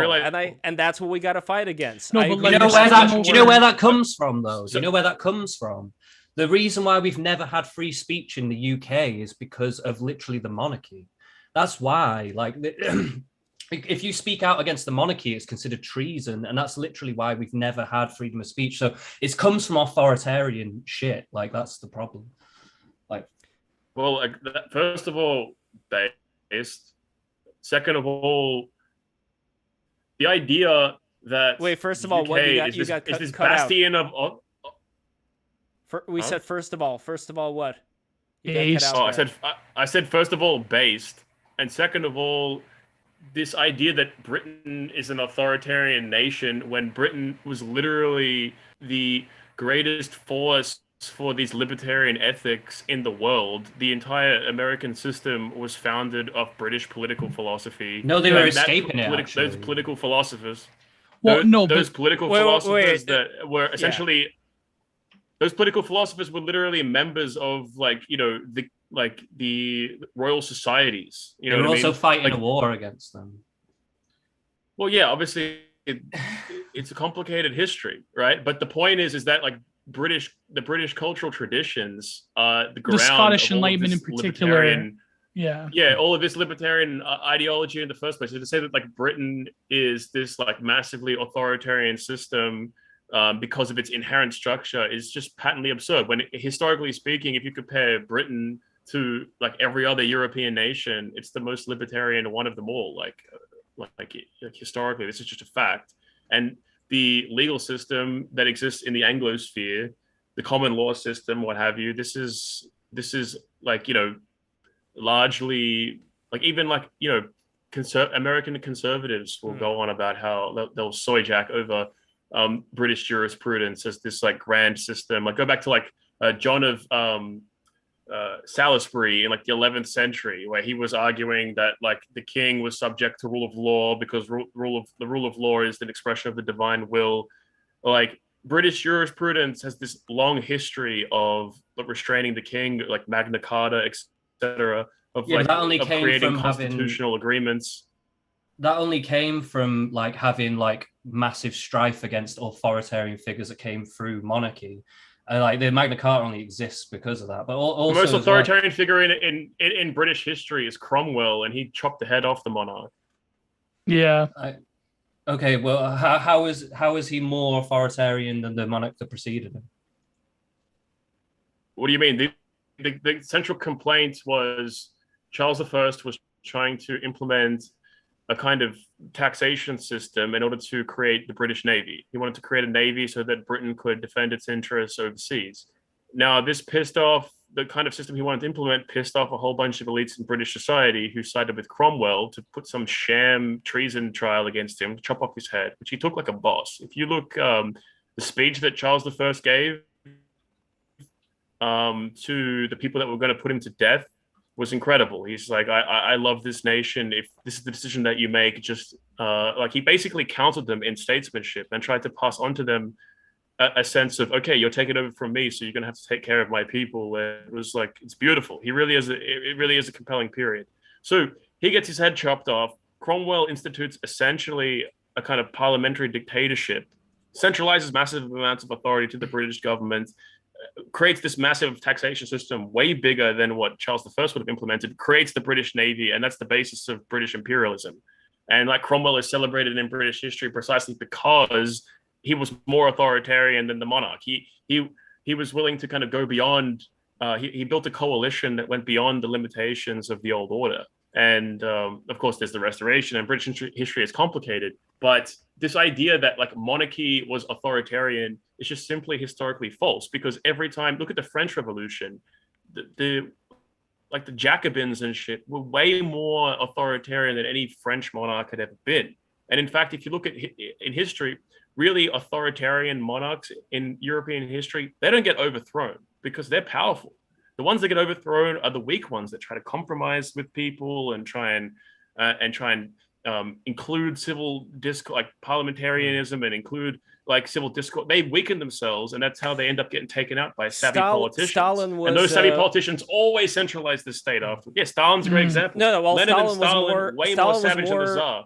But no, yeah, exactly. But the point here is that Stalin was more authoritarian than the Tsar or than Brezhnev, for example. Yet it was still under Brezhnev that dissidents got into mental institutions and were pumped full of drugs to set an example for the others, that messed up their mind. So again, it's like, I don't want to pick favorites here and say that this leader is more preferable to that. And I'm not going to say that Britain today, where it comes to censoring and arresting people for speaking out against migrants, is a great system. That doesn't mean that I'm going to look down on the British system of laws and not see there being something in there that's worth preserving. Like, we can have more nuanced opinions of a lot of these various things than pick out what are the aspects we want to preserve and what are the aspects we want to throw overboard. We can't just pick things out. We have to look at material history, because every political movement that wins, it builds a coalition that has strategic advantages over its opponents, right? People don't just sit around and go, in like an ideal scenario, like we're just going to abstractly imagine what society should be like, and then it comes into being. That never fucking happens. What happens is a bunch of pragmatic statesmen figure out how to outmaneuver their enemies by creating new coalitions that enable them to essentially seize the state and defeat or deal with their political enemies. Maybe the way you deal with your political enemies is, you choose more the carrot than the stick, but like one of these two options basically needs to be employed. And that's when you really look at political history. That's what it is. There's not people just dreaming up fantasies. These things. There's nothing here that I would. Reality. There's nothing here that I would disagree with when it comes to how do you actually end up winning. My only point is that when you do end up winning, don't get rid of the actual parts of the system that would make sense to keep if we're talking about term limits, if we're talking about a lot of the other, let's say, protections that are guaranteed under the Constitution. Now, you may think that, if our guy's in there, then we could just cast those off. Who needs them? We're going to start fresh and new. My whole point is that you're, again, signing a deal with the devil by doing that. Well, I mean... And you could still politically fight. You can still have your coalition. You can get allies together, and you could figure out a way to get rid of the people who are in charge right now, and instead put the people in who would be much more in favor of things that would, be be favorable for a better economy, better culture, all that stuff, but at the same time, not skin and get rid of the entire system that enables people like you not to get persecuted at the end of the day. No, what you're saying is that if you want a top-down structure with a dictator on top, you're willing to bet that you are going to be all right and your friends are going to be all right, that they're not going to be the ones who are persecuted. But that's a very common theme with communists as well, where they think, like, I'm going to be the party member and it's only going to be my enemies that are going to be the ones who are going to be persecuted, not me. I'll be all right. It's a massive difference between what I'm proposing and what the communists are proposing, because the communists believe that the working, like the proletariat is essentially oppressed by class struggle and by class antagonism, where the state guarantees the interests of some ruling elites. And so we need to seize the state in order to run it for the people, right? But like the idea of what the people want is something that they basically cook up ideologically. They don't actually relate to the experience of the common man in any kind of fundamental way, which is why most Marxists in the West today are a bunch of petty bourgeois liberals. Fury cells. That have no. But you expect they have no relationship to. But you expect the people that you're going to put them, in charge the to actually understand the people. We're going to get it right this time. Most communists nowadays think workers are trans sex workers. That's what they think. Yeah, they're more interested in like these kinds of things. But the actual experience of the working class, I think what they care about is they don't care about all this ideological nonsense. They just want to be able to have home ownership. They want to be able to send their kids to schools that don't teach them to be transgender weirdos. They want to get a decent job and be able to pay their bills, and like, you know what I mean? Like they want purchasing power to be like that would be great. That would be great. I fear that what you're going to end up getting instead is people who want nothing more than to stay in power, and that's where it's going. But that's every system. Everything else is talk. No, it's not every system, because name one system that's not like that. It's a matter of degrees. Again, I keep bringing up this point about Gio and Joel not being thrown in the gulag for expressing let me dissident explain. Opinions. Again, but we're not communists, so don't worry. We're not going to... Yeah. But no, my point, Lev, is that really, and I guess we should end it, is that you're focusing too much on the conditions. Okay, you have to... focus on the conditions that are present at hand, obviously. And by the way, yeah, I think Lev is trying to work on getting Jay Dyer on. I know people have requested him and Keith Woods and all that.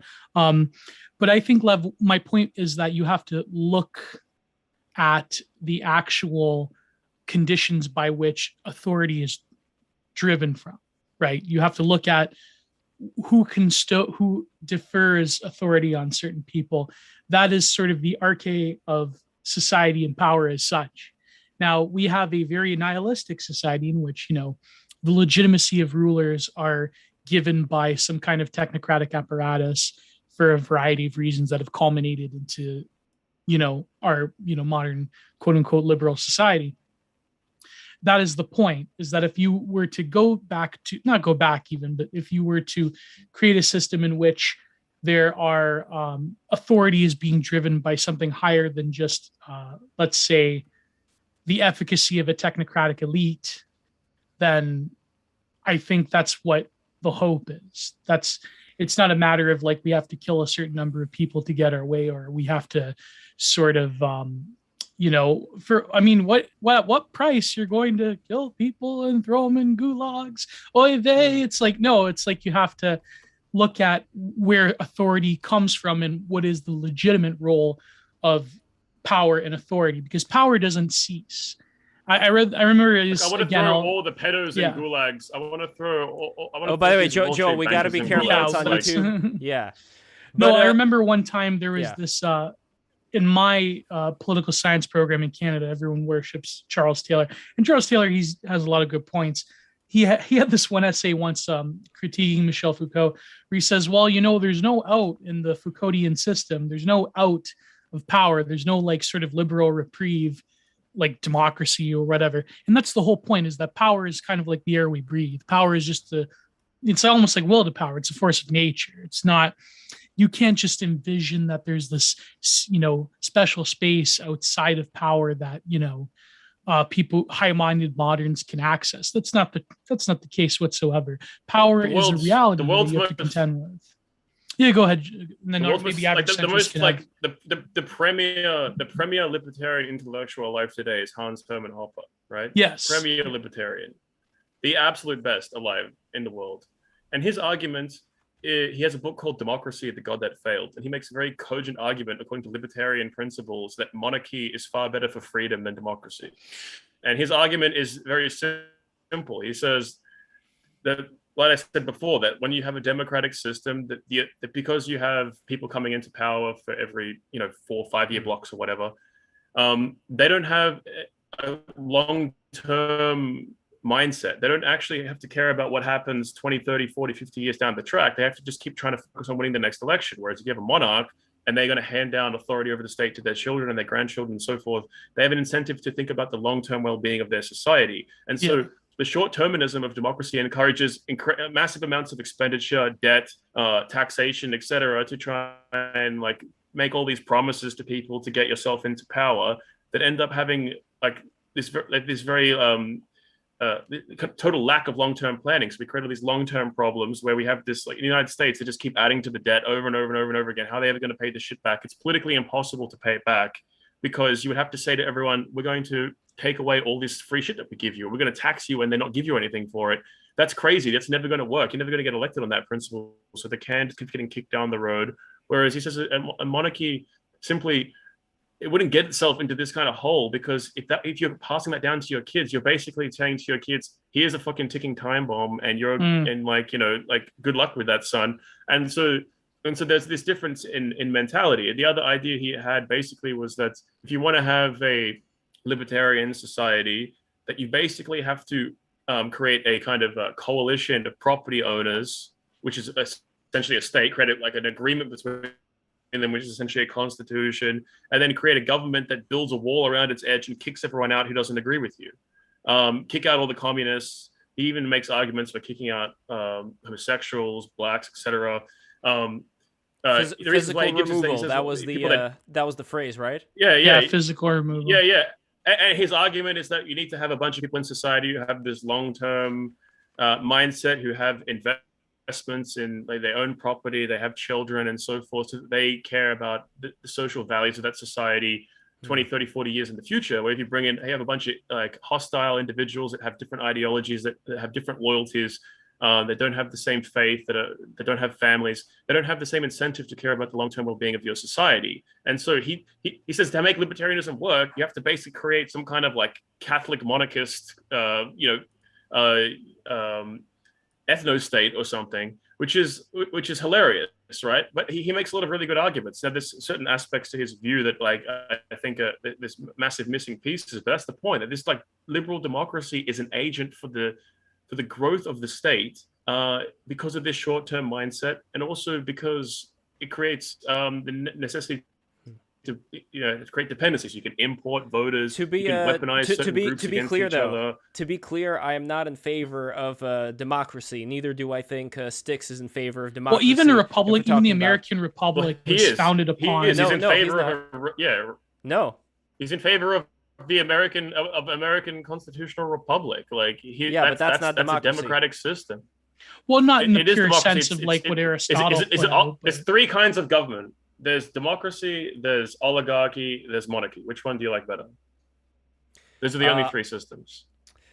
What is the American system in this case? Which it would be closer to democracy in the ancient sense, but okay. So Joel says oligarchy, and it's an oligarchy masquerading as a democracy. You know, a point that I find very fascinating, interesting, is that when Joel was describing the role of hereditary monarchy, I love it when shit libs, especially here in Canada, when the fucking CBC does its umpteenth documentary. And here's the thing, as much as they make it hard for me to sympathize because of their activism, I do think that the Indigenous people have been fucked over, and that they should have a separate society for themselves where they have self-determination.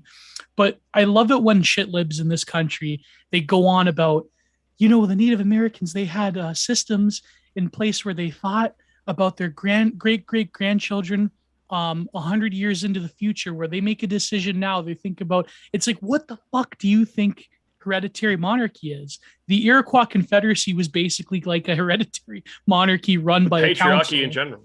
Yeah, exactly. The longhouse was largely a patriarchal construct by the time around, I forget which century, but when the European settlers came here, the sort of agrarian longhouse structure of the Iroquois was very much patriarchal, and they still had a lot of council. They still had like a lot of women leaders, elders. But By that time, it was totally different than It this is like interesting, fucking though, noble Gio, savage. Like you're talking about these long houses working, and I would say that if we are talking about smaller tribal structures, or if we're talking about like the mountain men of Afghanistan or whatever, yes, you could say. No, like, but I just think it's those, ironic how hold libs on, they talk about. Yeah, I know, I get that. But if we're talking about these structures, yes, you could say that they would work in these smaller clusters. My problem is that we're talking about a technologically advanced age with a lot of communication, with a lot of transportation, with a lot of ways for very dumb people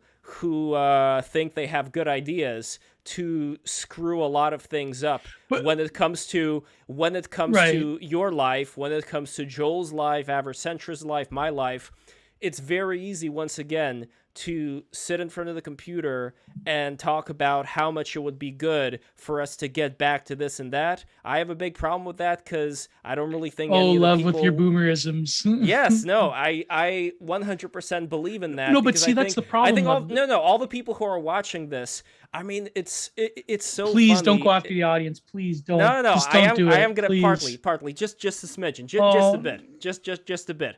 You have to consider that. I love you, audience. All of you. I love you too, but I'm Lev hard. is like the scold. I am hard. I am hard, and I am fair. I am hard, and I am fair. And this is why I am fair, because I think that a lot of the people who are watching this right now don't like the way things are going, know that this structure is very screwed up.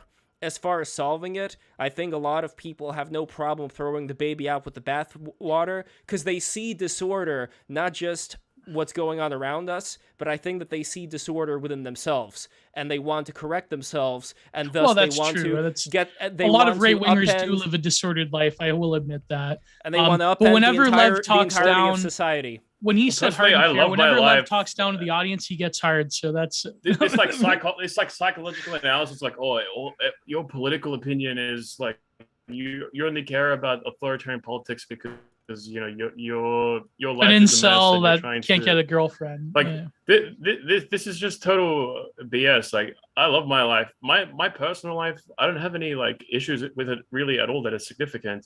I care about this stuff because I'm thinking about what kind of world are my grandkids, great grandkids, etc. are going to live in, and also I'm thinking about the struggles that my ancestors over generations, over millennia, to kind of pass down a society to me. I don't want to spit on that sacrifice. I want to try and carry the torch, and that's very important to me. And that's great. So engaging with the political and speaking the truth. I'm trying to speak the truth. I'm trying to speak the truth as I see it, not engage in like some kind of grift where I just tell people what they want to hear, or make up some ideology that sounds really agreeable to other people. I'm trying to give people what I see as, at least in my view, what I see as reality. I think very hard about these questions, and I try to speak honestly about them because I think that's my ethos, right? I'm not here trying to sell you on some bullshit or convince you. I mean, I guess I would like people to consider my ideas, but I'm not here to try and I'm not pushing some kind of nefarious agenda. You know what I mean? I'm just saying how I see it, and I think how I see it is rooted in like historical my reading of history. It's not just like some and that's very abstract, good that you go wouldn't it be nice? And I think we can't blame people, Lev. We can't blame people for having a disordered life with the very monumentally fucked up Kali Yuga type of existence we live in. Look at the two gentlemen behind me. That is a disordered life.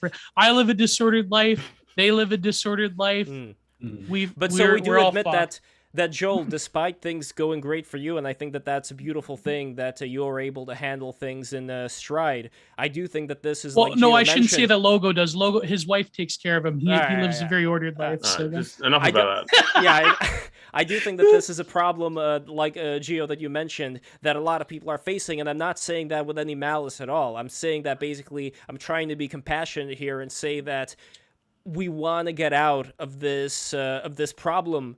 My fear is that the kind of leadership that Joel is advocating for is going to be not the one where, let's say in a smaller tribal setting, you would have this fundamental idea of I'm going to pass on a better society than the one that I started out with. Being ruler, I'm going to be responsible. My concern is that, again, going back to whatever's happening with the general intelligence of, this Kali Yuga population, I just see that the leaders that are going to be coming up right now, that they are going to be even worse when given that power.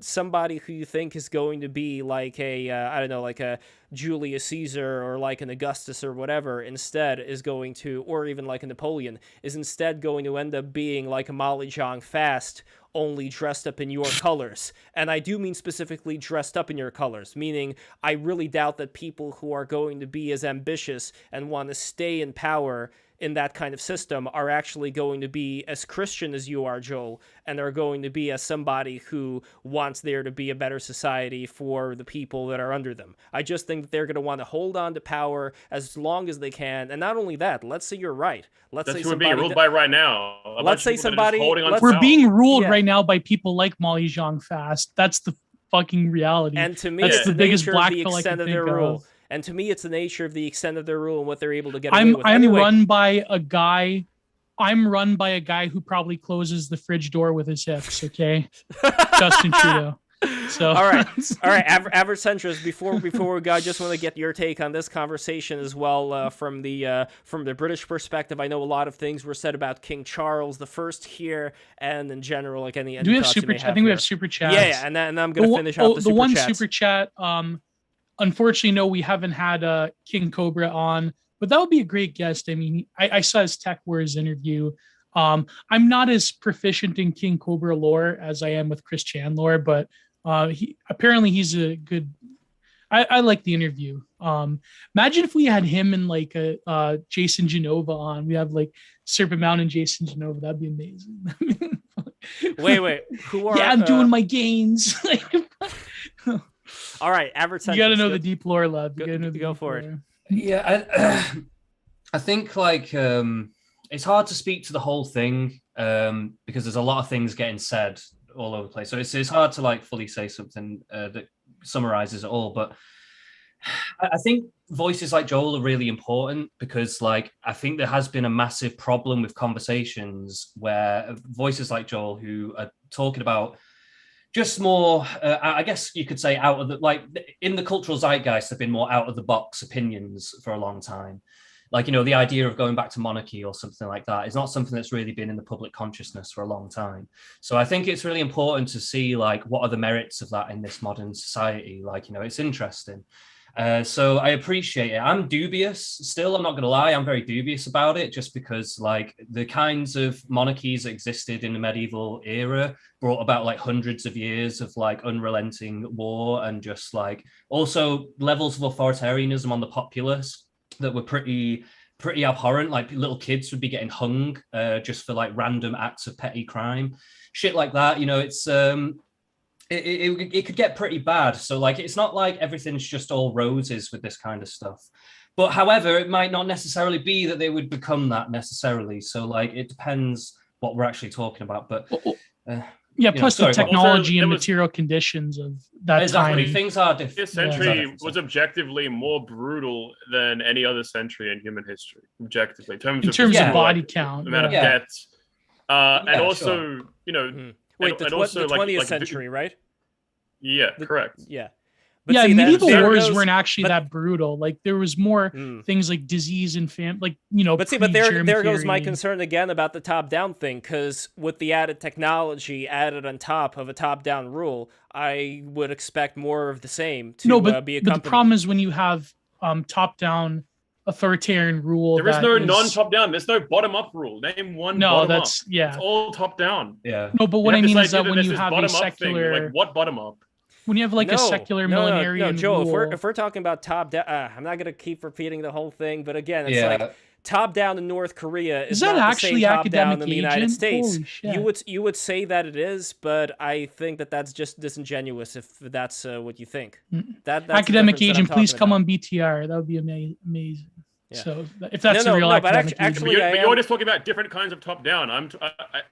I'm saying we have to be realistic about authoritarianism, not we have to become North Korea. Not that we have to have some like absolute dictator who can do whatever they want. I never said that. All I said is that this idea that we need to constrain power in order to like protect us against all of these terrible things, like, and work out some kind of compromise with our enemies where we mutually agree to this like way of constraining each other, like that ain't gonna work now, right? The toothpaste is out of the tube. That was my point. And like, so now it's like we gotta fight. Either they're gonna win or we're gonna win. It's like us versus them. It's like we're already at war. Like it's over. Like the whole liberal democratic compromise where the right wing gets to be over here, the left wing gets to be over there. That's getting shut down now. You know what I mean? They won't. They like if you've been paying attention to like what's been going on politically the last few years, like you should see that that's exactly what's fucking happening. It's become and particularly after World War II, it basically became illegal to be right wing in many ways. But now more than ever, it's literally illegal to be right wing. Yeah. In a classical sense. So there is no such thing as this free discourse anymore. The discourse has been won by a certain ideological camp. During World War I, during Wilson's time, they were arresting members of the press who were arguing against the war. We've been through some shit, man. Like, I don't know what to tell you. I mean, if we were to go with your idea, then I would quote that tagline from Alien versus Predator. No matter who wins, we lose. You know, that I could see that as possibly being the scenario really, here. If you build a coalition where you are part of that coalition, then it will act in your interest because it needs to maintain your loyalty. Where right now the system does not care about our loyalty. That's what the communists thought, man. They thought the same thing, and I understand that you're not a communist. I'm saying that's true about every system ever. There's always going to be there's always going to be some kind of structure of loyalty. And so what I'm saying is we have a system right now that doesn't care about my loyalty. I'd like a system that does care about my loyalty, a system that actually cares about the interests of me and my people. That's all I'm saying. It's hardly that Real radical. debates in the chat. But if you but again, if you have that kind of system, then I don't think it's going to do what you think it's going to do. But anyway, we got to get to super chats over here. Yes, our monarchy will have thick Latinas. I mean, they're kind of like Mediterranean, so I don't. Well, all right, here we go. Okay, I know Joel doesn't look too all right, kindly on the CG $5. Consumer philosophy and Prime Direct. Okay, yes, I get it because I mentioned Star Trek. All of a sudden, I'm but Star Trek was like here. a like total like final. Star Trek was more communist than the actual Soviet Union when it was made in the 60s. Like Star Trek, like they had to like occlude every single source of human conflict, that we would have a cashless. Well, we would have a state, but there would be like this like total multicultural, like resource based economy shit that like by the time TNG came around, they looked at Roddenberry. They're like, what are we going to do? How are we going to actually have a plot? So we have to like have much more ancient powers like the Klingons, the Romulans to like come in and create the conflict, or like the Borg, because they're like, well, I guess we advanced into a perfect one Earth society. And it's like, fuck. No, there's always gonna be. I grew up with Star Trek. Okay, like I'm, but still, it's like basically the perfection Captain Kirk of punching on with aliens every episode. It's pretty based. Like, it's pretty based. Captain Picard pontificating about his libtard values. Yeah, not so much. Terrible. Kind of cringe. Although TNG did have good moments, like the one where Data became a god, like a sun god. That was pretty good. Anyways, we're getting lost. Speaking of Hans Hermann Hoppe, I went from Oz to fucking Star Trek TNG. Speaking of Hans Hermann Hoppe, Comms Hoppe, $5. 1. Styx isn't a libertarian. 2. The libertarian solution is a mass unlimited secession and the formation of a private law society. Is that like Kurt Doolittle? The it sounds like Carlsbad-esque like Haller. We got to get you on with Carlsbad, Joel. No, but what I was arguing to Sticks was, if you want to be a libertarian, you have to be Nigel Carlsbad. That's like the best libertarian there is. He's like the greatest libertarian online. And it's a beautiful worldview. I could kind of see like there's something there that is beautiful. I mean, I guess I am Catholic. People are saying here, like, is the monarchy going to have thick Latinas in bull pits? Yeah, of course, man. Of course it will. Oh, by the way, there is also over here from CG, civilization is downstream from her people. White people are special and created what you like. Love it. So that is the second part of the $5 super chat. Well, from, I think CG. that certain people, they're acclimatized to certain forms of rule, that there is really power is much to do with geography and cultural geography. And I would say ethnicity is a big part of it. I wouldn't say it's the total part of it. But it's certainly one of it. I wouldn't deny it. And I think me and Joel are kind of in agreement on that. I don't know. Average centrist, what do you think? Sorry, I kind of zoned out for a second there. Sorry, what was the actual like crux of what he was saying? So civilization being downstream from the people within the civilization. I mean, again, if we're talking about biological characteristics and so on and so forth, my whole policy is, as long as people can measure up to a certain, to a certain zone, then any of the other stuff does not matter. Like, I care about how people raise their kids, whether they raise their kids in the same way that the people who maintain said society in such a way that they would prefer it raise their kids. Like that, if people can measure up to that level, then anything else I don't really care about. Okay, I mean, like, I just, I don't know. Like, I think, I don't know. There's a lot of talk today about like literally changing all of government and not just like changing your culture and your like actual community around you. Like, I don't know. I feel like there's more immediate power in doing that and organizing that way than trying to attack the shit from the top down. But I don't know. That's just my feelings on it. But yeah, I mean, community engagement obviously is like, I think that's one thing about modernity is we've become so this project of bureaucratization, it's always been about smashing apart like localized communal links, localized institutions, like families, extended families, churches, and making us all individuals with relation to the state, making us, and that's the whole individual rights libertarian worldview.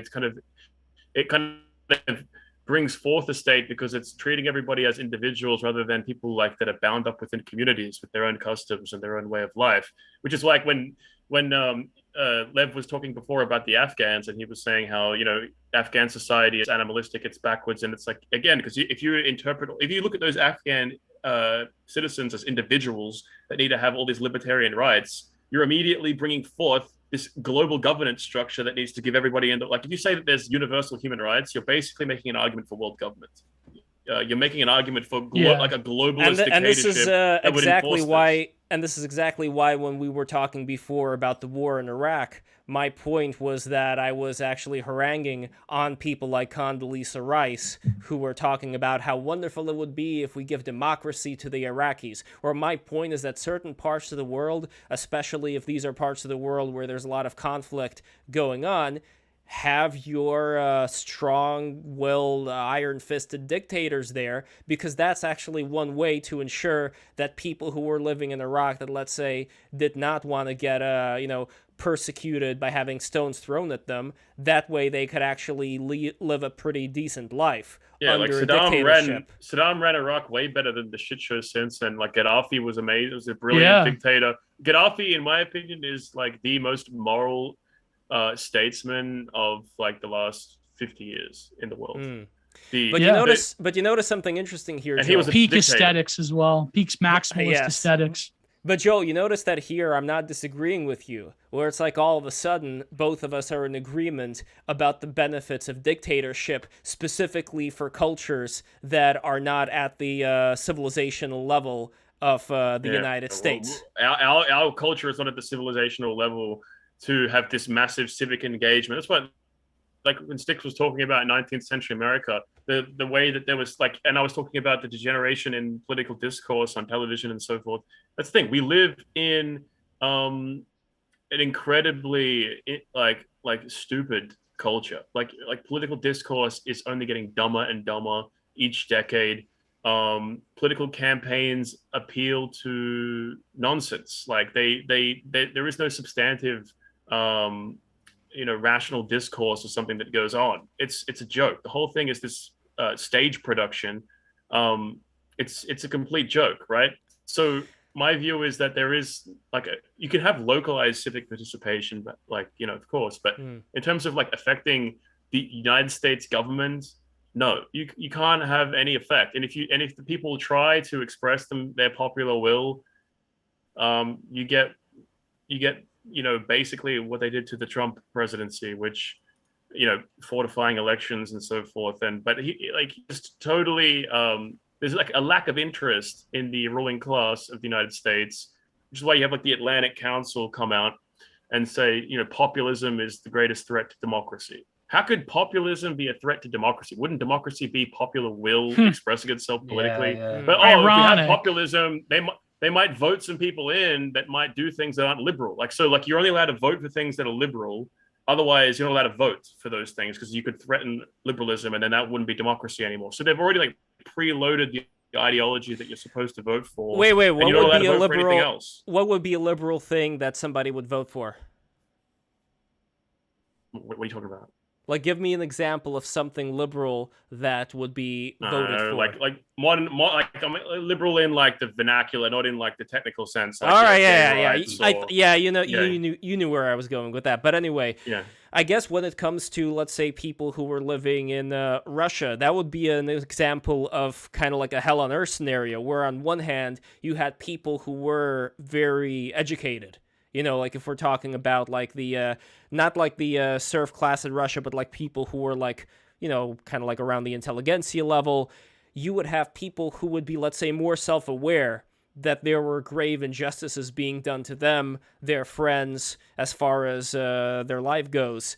I see that as being different than people who, for whichever reasons, were living under a pretty hard life in the desert somewhere or whatever, like in Iraq, for generation upon generation, where they are much more used to having that harder lifestyle, in which case, if there wasn't a dictator around, then I don't think they would be able to, stop in more of an advanced, technological society from, let's say, if there's a woman walking without that much on, from something bad happening, like we see happening in Sweden. So that would be the differences that I would describe there. On one hand, you have people living under a dictatorship that are not going to have their way with a woman who's going to, let's say, not be completely covered up walking outside. And then on the other hand, you would have people who were living in such a culture where they would.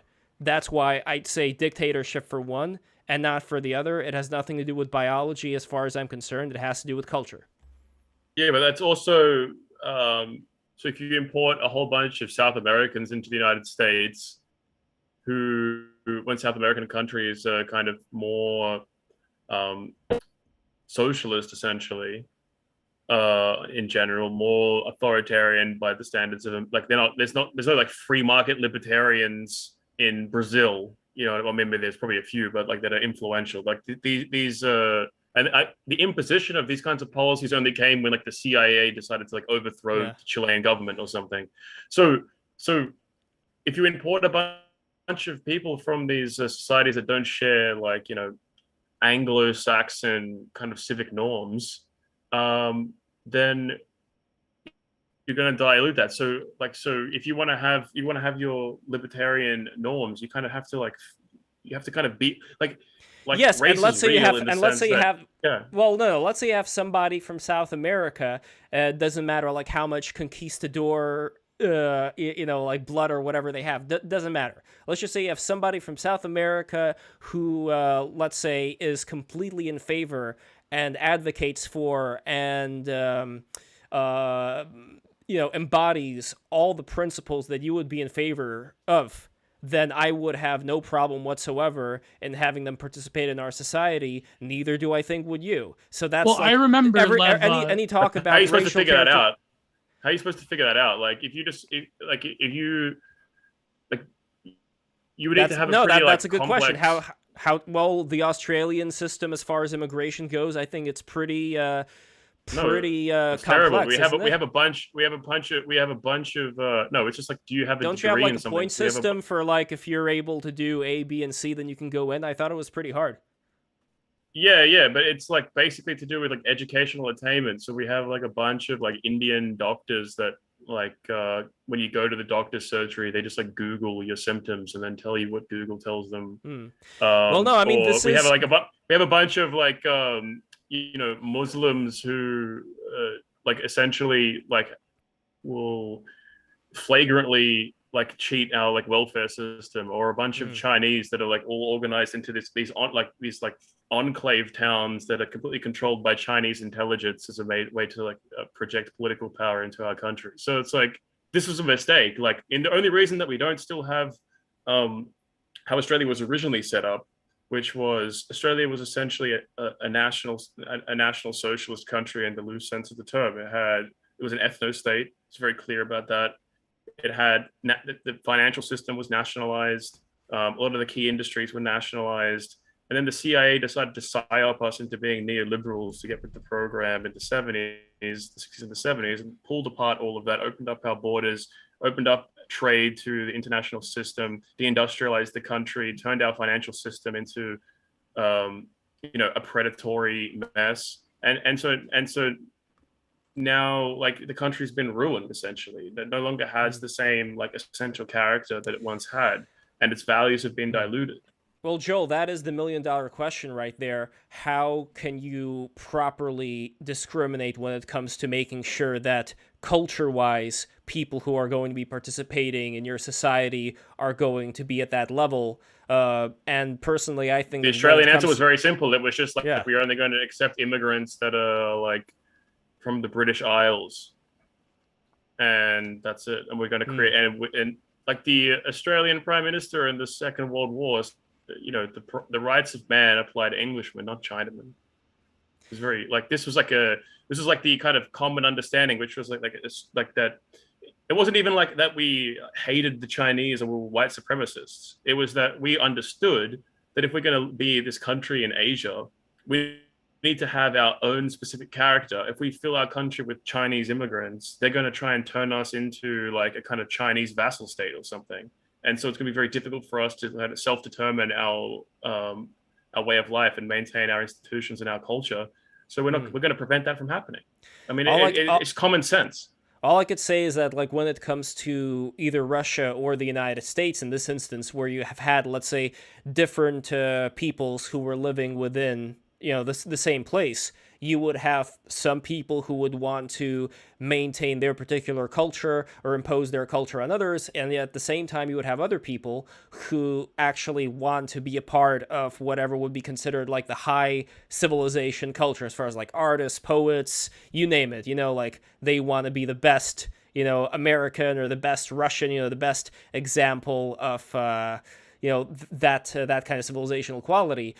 My whole thing is that when you put a blanket ban on saying that no matter how hard you try, no matter what you do, you are going to be excluded from participating, or you are never going to be, let's say, upgraded in terms of your job. You're never going to be promoted to this level because your ancestors were so on and so forth. So I'll give you an example with the Russian Sirs, for example. From other states have a right to come and be citizens of your country. Like, do I have a right to show up to another country and say, make me a citizen? No.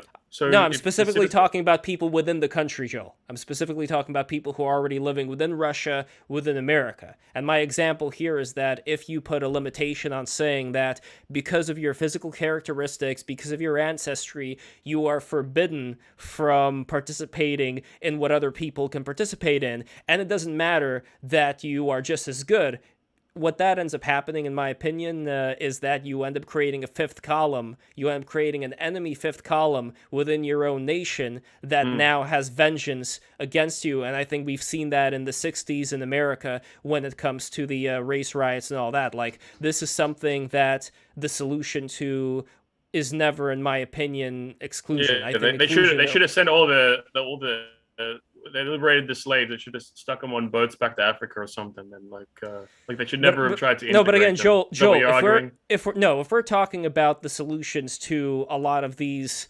civilizational hurdles, my solution would honestly be having a certain how do I say it? Having a certain level that people should get to, and try as hard as we possibly can to get people to that level, and to, without violence, enforce the idea of getting to that level. I don't think it's a hard thing to understand. And I understand that some people are against that. Some people, let's say, who are more on the left, So would you want to say be that, like conservatives, who's like, the Democrats are the real racists by making blacks dependent on the welfare system, and you kind of they need to pull themselves Latinos up are natural by their conservatives. bootstraps, and we need some black smaller businesses, and we need to rebuild Well, actually, the black family. give it a few years, Let's- and wait, Latinos well, will probably be first of all- natural first of all, conservatives. I mean, what's wrong with that last point? That's number one. And number two, as far as the pulling up by the bootstraps, I think we should have a return to more, let's say, civic-minded societies within smaller communities that would help the people and the families stay together. And I don't think that that's a bad thing at all. Yeah, a pro-family civilization, civilization would be good. I just don't find it feasible now, considering the amount of resentment from African Americans, let's say, I don't know what I'm allowed to say with TOS, towards, white Americans.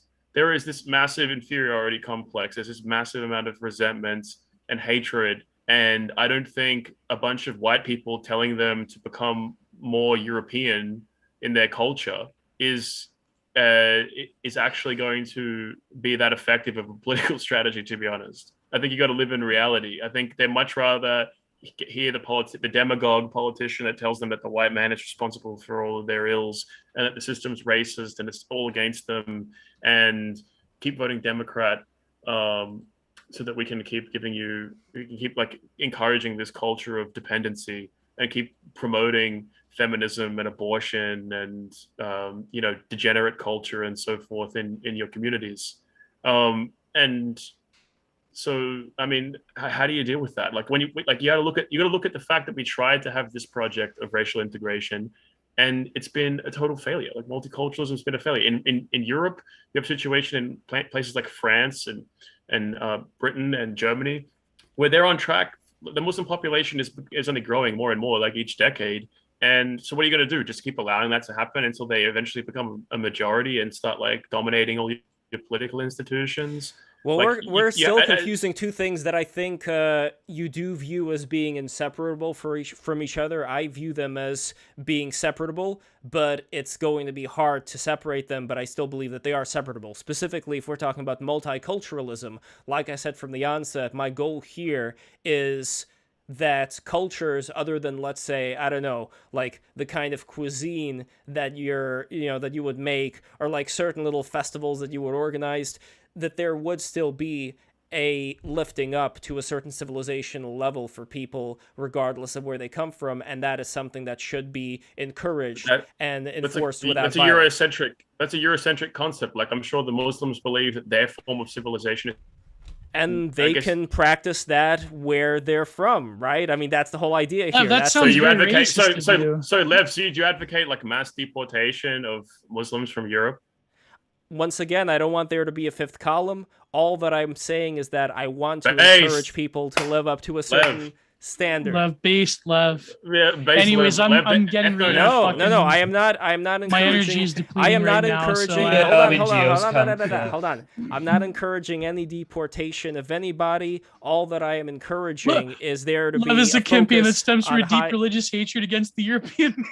Oh, I get. Yeah, See, but I mean, Lev is half it is European, very he's half interesting. Russian. That's No, it is very interesting though, because all this time I'm basically saying that I. So want Henry, there to my be... daughter tells me you're Jewish. Only half Jewish, but that's my good half. So Lev, do you think Israel should open Lev. its borders to immigrants from like Islamic countries? No. No. Okay. No. Well, first of all, Israel is a pretty small country, and culturally speaking, they have enough people who are Muslim in it right now. So if we are, again, talking about preserving certain cultural values, not even religious values, but just cultural I'm not even going to use the word cultural, civilizational values.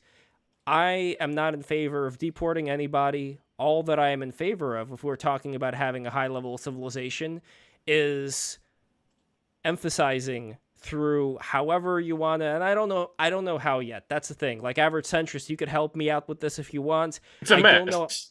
This whole thing is a mess. The whole thing is a mess. But what I'm basically it should saying never is have been put into a mess. Like that's the the whole project was a mistake. No, because again, if we're talking about the whole project was a mistake, then we can dissect which parts of this project we're talking about. My whole thing here, Joe. My whole thing. Multiculturalism.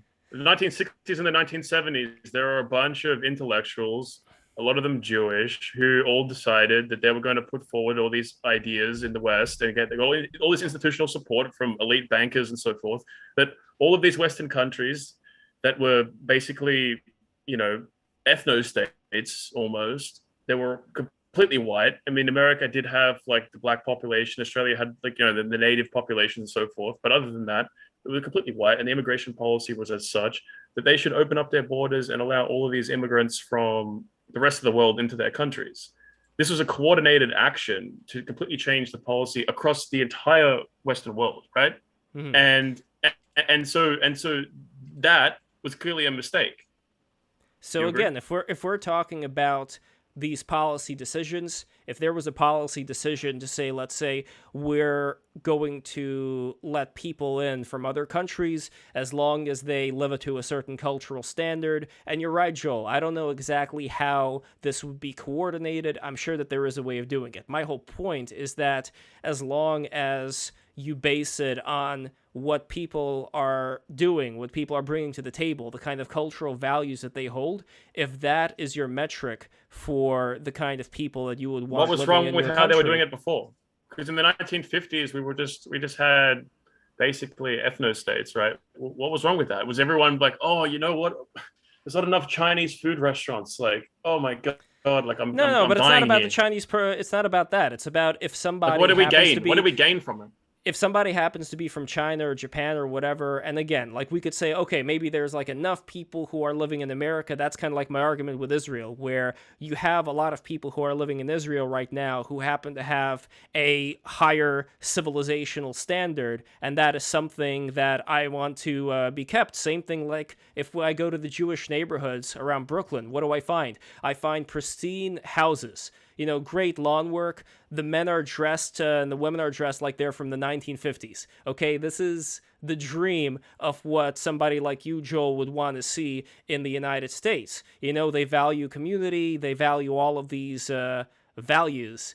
And if we're talking about having more of that to a certain extent, I don't think any kind of racial segregation is going to help in that. I think the one way to do that is to, again, emphasize that there has to be a certain cultural standard, figure out how people can meet that cultural standard before they emigrate, and that's that. What about their cultural standards? Like, so we're going to say that the race Chinese... is not culture. No, because what you're saying is you want to impose Western values, whatever they are. You want to impose Australian values on American values, whatever. Yeah, so if they're immigrating to a particular place, then if that place has a certain culture, then yes. Well, exactly. So you're saying that has nothing to do with inherently race. Better.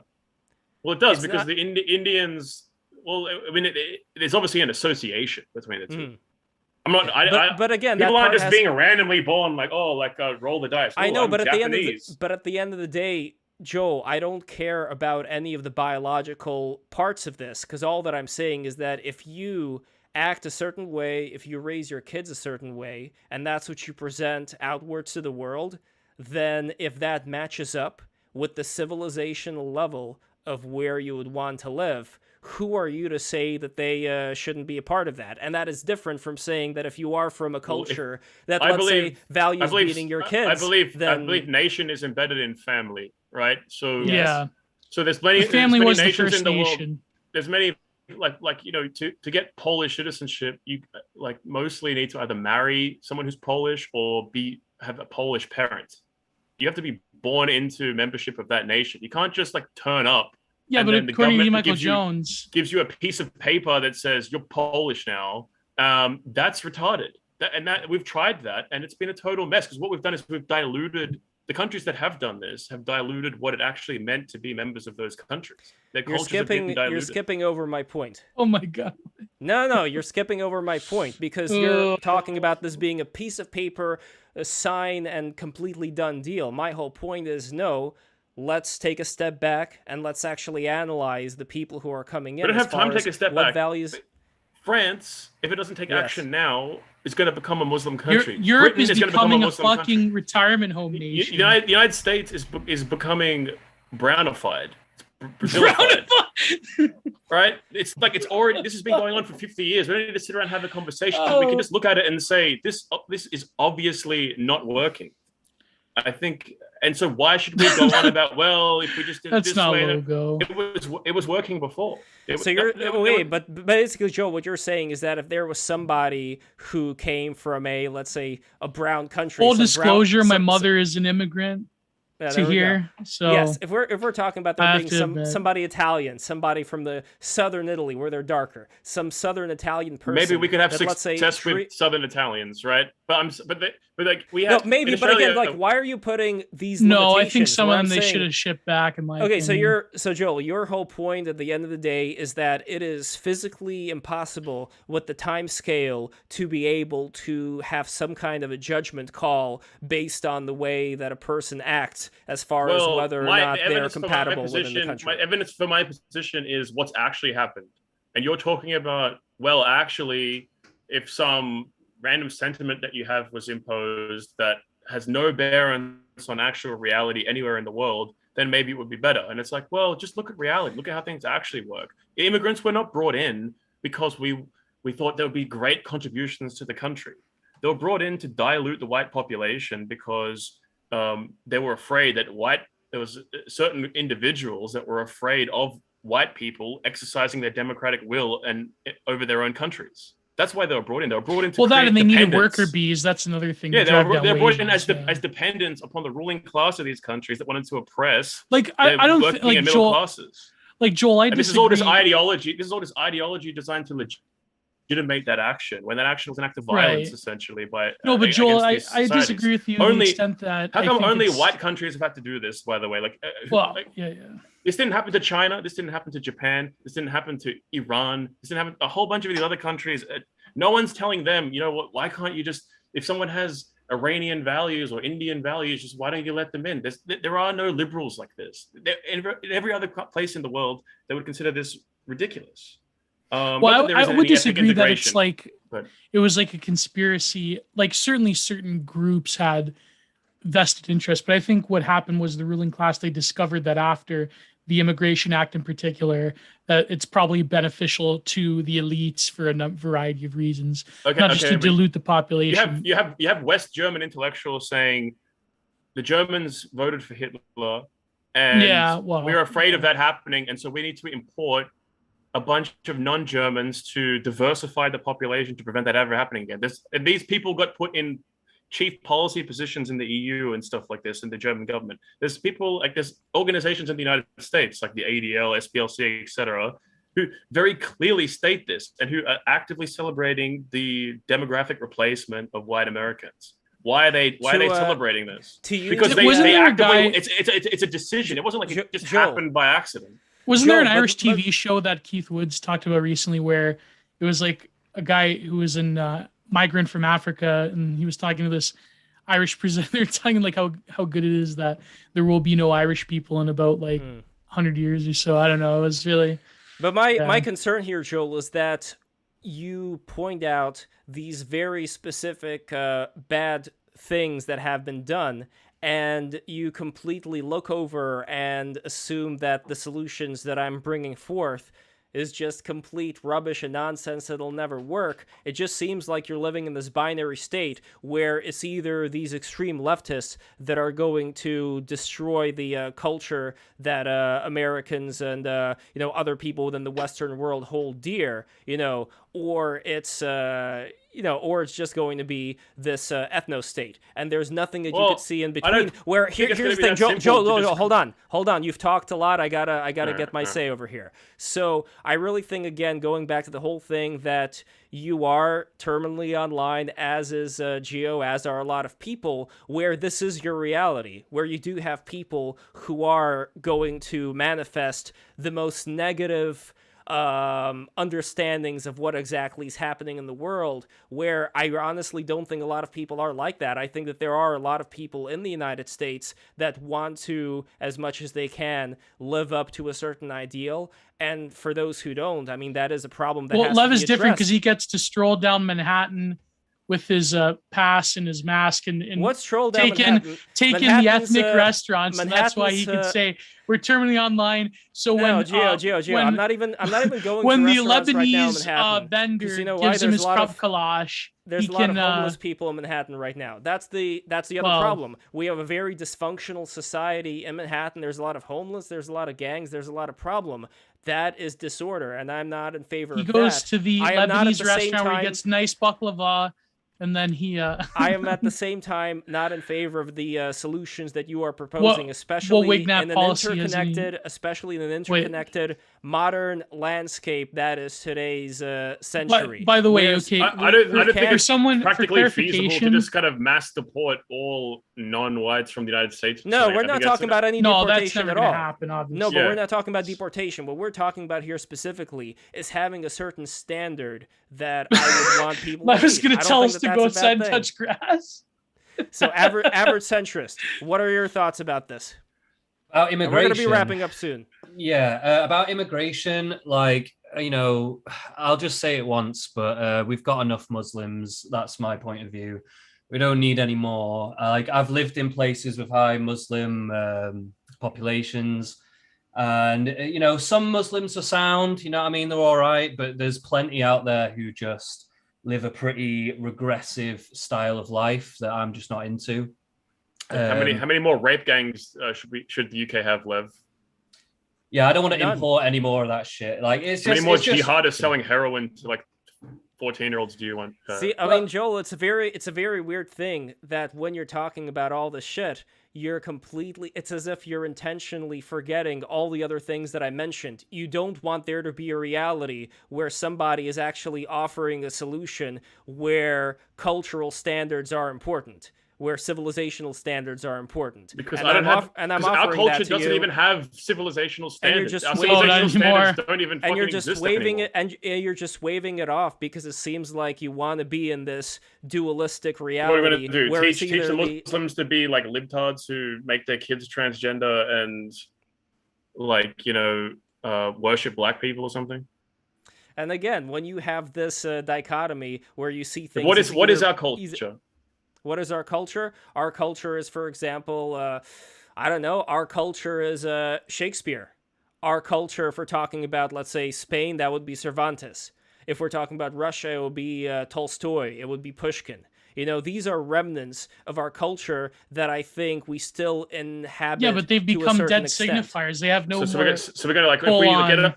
So if we get like George People Floyd get their in 10 culture years from Marvel before- movies now. Like 10 years earlier, if we brought George Floyd in and we said, hey, read some Shakespeare, and then he wouldn't have almost like killed Held a that gun to a woman. pregnant woman's stomach. Yeah. And he No. wouldn't have The been getting idea addicted to here. opiates. No. The idea here, Joel, is that before Oh my God, Joel. before somebody would come in here, there would have to be a certain cultural George standard Floyd they would touring have to the live up country to. hologram. The George Floyd hologram touring the country. That is mainstream Can I say something? culture nowadays. I feel like because it's been So- such a meme, but I almost like I kind of love George Floyd now in a way. Like he's kind of got this you know what I mean? He's like cool now. I'm like I've watched so many videos of him. I've seen so many Oh my memes. Like God. I kind See, of like he's have this, liberal like, god. like- yeah. It's like oh my God, like I fucking by the love way, George now. Like, I don't Cedar know. over here. He's Cedar based. over here has the comment. This Some generation cultures, is pretty lost, man. Cedar low. says. Cedar He had says some words of wisdom, George Floyd. If you look his recording, Yeah, Cedar. he's the over Shakespeare here- of his time, if you will. Seether has a comment here. Some cultures are not compatible with others, period. That's the reality. Some are, and for those, assimilation should be required for immigrants. So there we go. Again, like, Joel, maybe you want to live in the reality. By the way, where I for say, people where in I the say chat- all culture. Hold on, Gio. Oh. Maybe you live in the reality where you really, really want me to assume that all cultures are compatible. Meanwhile, in this entire conversation, my whole thing has been saying the complete opposite. No, you've been Many saying that we cultures can. aren't We can. compatible. You've been saying that we can integrate all of these foreigners into our culture. No. And I'm saying, I'm no, skeptical. I wasn't saying that. Notice What I how was Lev saying turns is into an that authoritarian really fast as soon as you mention Muslims. I find that hilarious.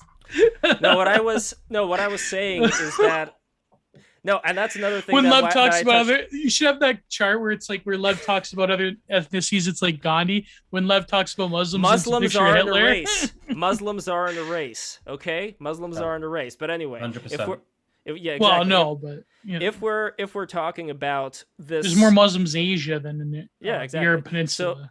So if we're talking about the compatibility of cultures, I know that it's going to be not that easy to figure out how exactly do we, before people would actually emigrate, understand whether or not they, as far as how they raise their kids and so on and so forth, whether they would live up to that certain civilizational standard. That's basically what I want. My problem, though, is that even if you deny that that is possible, you're kind of completely skimming over that in the examples that you bring up, as if I didn't say it, because in a way I think it throws a monkey wrench into this idea of either it's this, liberal, integration of all the cultures meshed into this thing that doesn't have any definition, or it's an ethno-state, where I'm proposing neither, and I think that that's not something that many people have talked about. And that's I think it would be good. It would be good to have a civilization where we have actual values and that we socialize people into pro-social behavior, where we actually have we actually believe in stuff and have like an actual strong moral foundation. Yes, family values, faith. But then why mention the biological limitations here? It's not about biology. I'm saying we had that, and one of the weapons used to break that up was bringing in a whole bunch of people who had different values, who come from different cultures, and creating this kind of neutral non-culture, essentially, the kind of universal relativism I was talking about before. I agree with that. To accommodate everyone's, but it accommodates no one. But again, it robs them of their culture Joel, you're doing it again. You're basically repeating what you said before, which I agree is a Okay, problem. I'm proposing a solution, and you're either saying I really need to eat breakfast, realistic. guys. I'm fucked up right now. No. But it's like you don't even want to hear the solution because it doesn't fit into this narrative. That's all I'm saying. I know. I'm just skeptical about the solution when I'm trying to. So the alternative would be in an interconnected world to have racial segregation. That's your solution.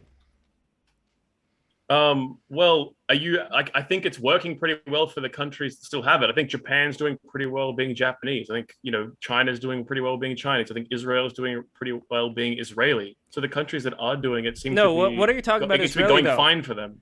As far as Israel goes, number one, it has, we're not specifically talking about Muslims here. We're talking about Arabians. So we have Arabian Jews. That's number one. Number two, we have the Druze. We have the Samaritans. We have different cultures and different racial groups that are living within Israel. It's still as long as they get to a certain cultural it's still a cultural this is a good example. So what you're saying is that it actually has a coherent value framework, and it has a very clear us versus them distinction. And clear. And you actually have a wall. And it's also biological. You actually have to get a genetic test. You can't just be I adverted. No, that's not true. That's not true. You don't. I recently found that out. There was this lady who was who had a certain medical condition, who all she had to do was go to a rabbi and do the little dance or whatever, and then congratulations, you're Jewish, and she got to go. And they're but that's still easing up those restrictions as well. All right. Well, they still have a rule of they have to be if we could develop our own kind of cultural interiority to the point that we can make a very clear us versus them distinction and build families and communities that Lev, I thought you were American. Coherently. I'd be. With Israel, that's a world away from where we are now. Nose exposed. Nose exposed. Once again, Gio, I love you, Lev. You're living in Leafland, where you could only dream of having the kind of high civilizational standards if I had a choice between the Israeli system and right Canada, I choose Israel in a fucking heartbeat. Okay, not necessarily Jewish, but you know what I mean. Like to live in, 100%. I'm not saying that like having like zero immigration anywhere at all times. Like I'm not being autistic about it. I'm talking about like mass immigration and the kind of rationales that people always give to justify it, and I feel like it needs to be talked about directly for what it is. We already know that, though. That's the thing, Joe. I think we're all in agreement that this is a problem. My whole thing is, okay, when it comes to the solution for it, the solution of having some kind of a, strict racial segregation where because you were born here and your ancestors were so on and so forth, you are not allowed to participate. I think that's bullshit, and I don't think that we need to have that kind of system as far as solving the problems that are very obvious to all of us here. That's been my point throughout this whole fucking thing. Who said it in the chat as if Japan is good for Japanese people? No, Japan is good for Japanese people, although Japan has a lot of systemic cultural and demographic problems that come about. If it's good or bad, at least it's still Japanese. Like, at least it doesn't existentially committing suicide. Well, like actually, like the French if we're talking about the Japanese, what are the Japanese? They're like the Jomon and Yayoi. It's actually interesting. They were kind of persecuting the more full-blooded Jomon people, weren't they? The ones that are like looking like Sean Connery, up in the Hokkaido area. The ones that were with Europeans more. They have a lot of weird, like Korea. Like there are people who are like half Korean that are kind of like excluded in Japan. Like you're not full Japanese. And again, which is funny because like Ricky Choshu was like their national hero, but he was like from Korea. Was it Ricky Choshu from Korea? Yeah. And by the way, it's interesting. Jack says over here, Israel is by law a Jewish state. Funny how it's very similar, kind of like with England, although I think England has a lot more, worse policies when it comes to you cannot criticize migrants and so forth. It's interesting because a lot of these things, they're like, in name, they're a religious state, while in action, it couldn't be anything further from the truth. What do you mean? What I mean is like, well, let's say when you end up becoming, Jewish, going to the rabbi, doing the song and dance in order to go to Israel. So that you go to Israel, and then you could just like, do whatever the fuck you want. Put on a bikini. It doesn't matter. Nobody gives a shit. Nobody cares. Because at the end of the day, a lot of these religious things are just a front for being able to maintain a high civilizational level. For me, that's where it goes back to. High civilization. That's what I care about. I don't care about racial characteristics. I don't care about any of that crap. As long as that can be maintained, I'm good. What about you, average centrist? What do you think? When it comes to England, in terms of that, like we're not like we have what is quote unquote the state official religion, which is the fucking Church of England. But it's not really enforced. In fact, I'm pretty sure Britain is the most atheistic country in the world. It's like 60% plus people tick like they're just not religious in this country.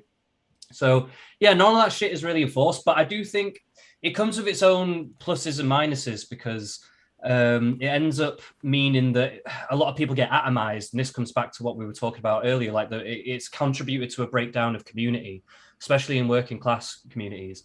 So I don't even know. I'm not exactly sure what to say about that, really, because I've not really lived in my experience. I've not really lived in like a super religious country or anything like that, so I can't really. Well, not so much. If I could be charitable to Lev,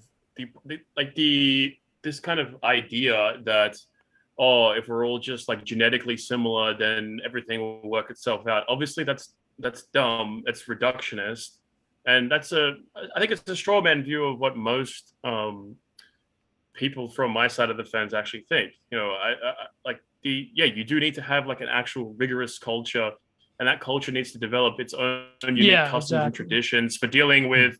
There's going to be some set of customs that it develops in which it maybe integrates outsiders into itself.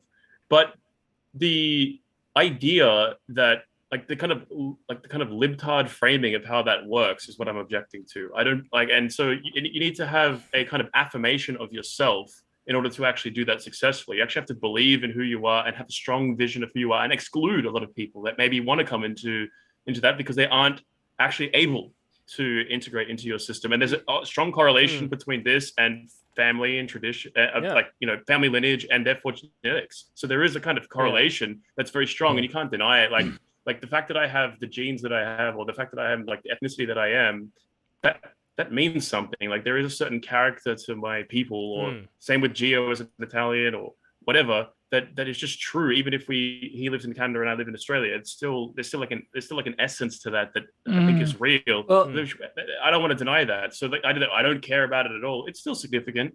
But yes, like just being like a biological, like just totally thinking in terms of genes or whatever, that's also silly as well. So, you know, you gotta kind of marry. It's like a nuance. Like you need to, like, you know, you need to tip the fedora and have nuance on this one.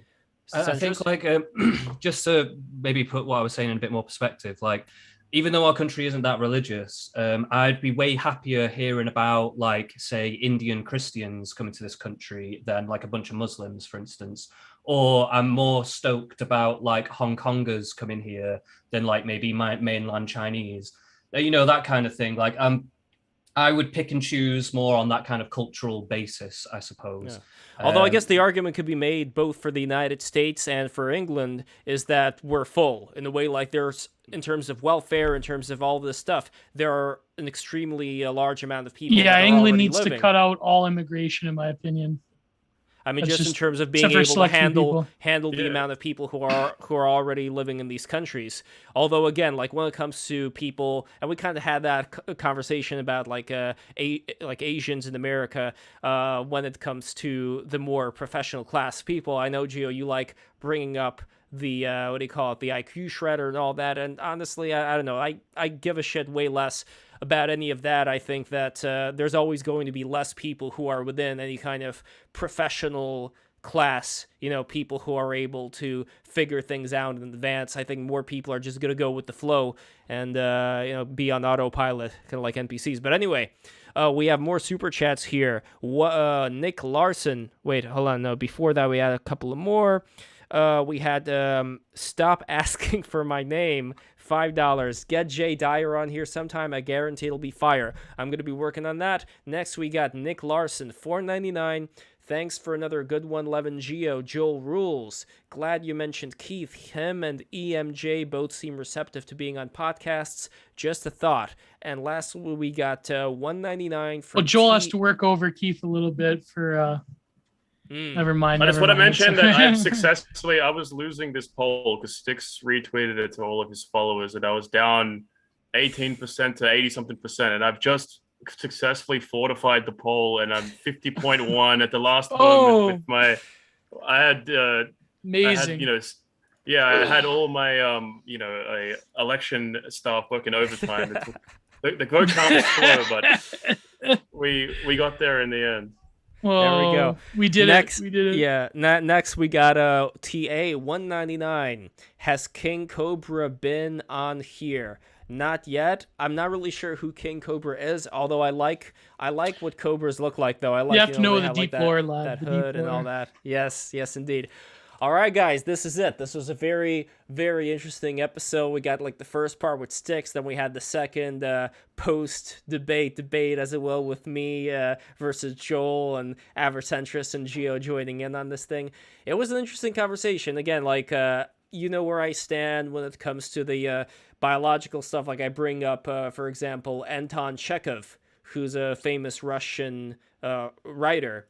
He came, you could say, from like the biological stock of Russian serfs, you know, many of whom were, you know, getting drunk all the time. And, you know, Geo, you know, I always love to say, like, beating their wives. Beating their wives, all that. Yet despite all that, a brilliant Russian writer ended up being born from within, from within that part. The reason why I bring somebody like him up is that there always are going to be exceptions to any rules people would place, and especially when you have people who are already living, in certain countries, you're going to create a fifth the column. exceptions aren't worth compromising the rule, though. Sometimes the rule is worth losing the exceptions because the rule is that good that the exceptions aren't better than. But the negatives of breaking the rule to gain the exceptions are not worth maintaining the rule anyway. I would There's argue many cases like that in life. There's many cases. I could see how that could occur. The reason why I would argue against that is if we're not just focused on, like freezing time and time stands still and this is what you implement, but you actually focus on, okay, what's going to be the repercussion of that? I would say we've already seen the repercussion of that in terms of having a fifth column of people who feel resentment because they feel like no matter how hard they try, they can't get to a certain position. I'll give you an example with the Russian Empire. During the Russian Empire, even after the serfs were freed, you had serfs or ex-serfs now who could, even like the sons of the serfs, who could have a job as a engineer or like a certain level. I don't remember what it was called, but like some technological job. They could only have a promotion to a certain extent and no more. They could not go higher than a certain promotion, and that was like a set rule for everybody. And I think that was one of the things, I'm not saying the only thing, but that was like one of the things that ended up fomenting this hatred that a lot of Russians ended up feeling with their society, which ended up leading to the 1917 revolution. So that is like one example of how a lot of these things that may make sense in this like freeze frame view end up creating disastrous consequences.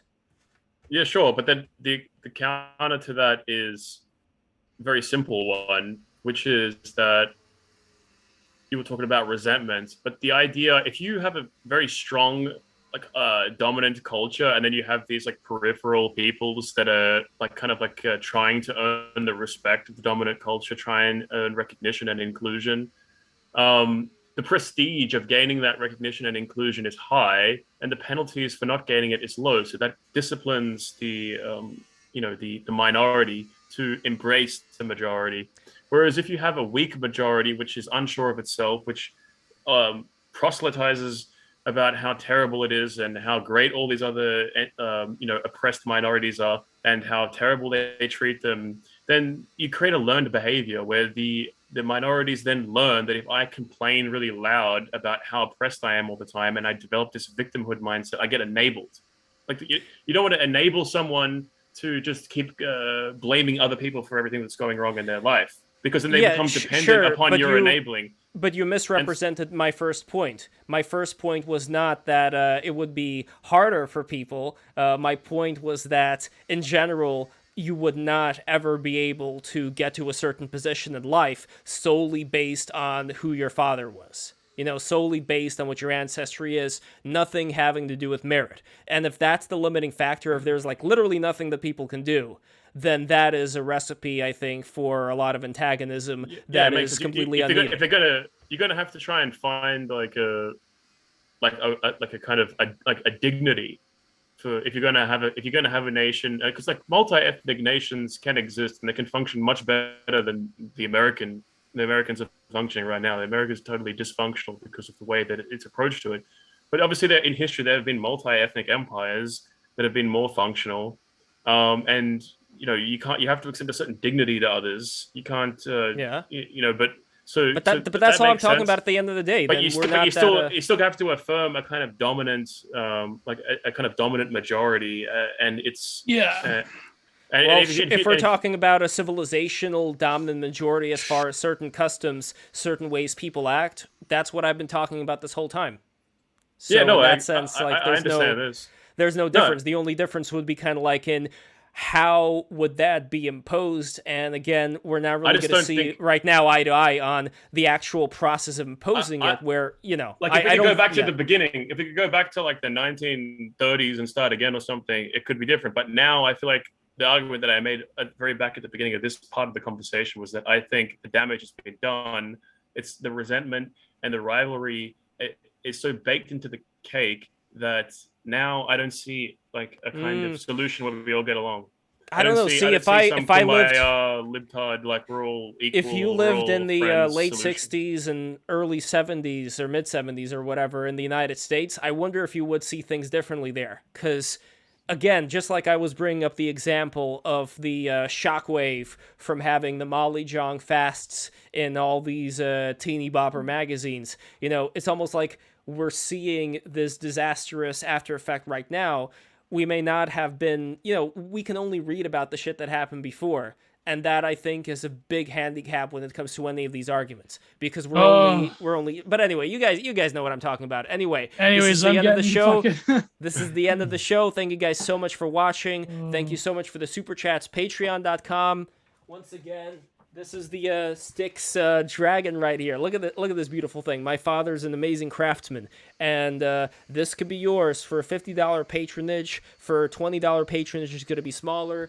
You are gonna have a beautiful prints by Giovanni Pennacchietti for the $30 patronage, and for the for the $20 patronage, you're also gonna get like a custom magnets. So let us know if you're like a fan of Styx. Let me know that I'm here because of Styx when you become a patron, and we will send you like the small dragon magnet.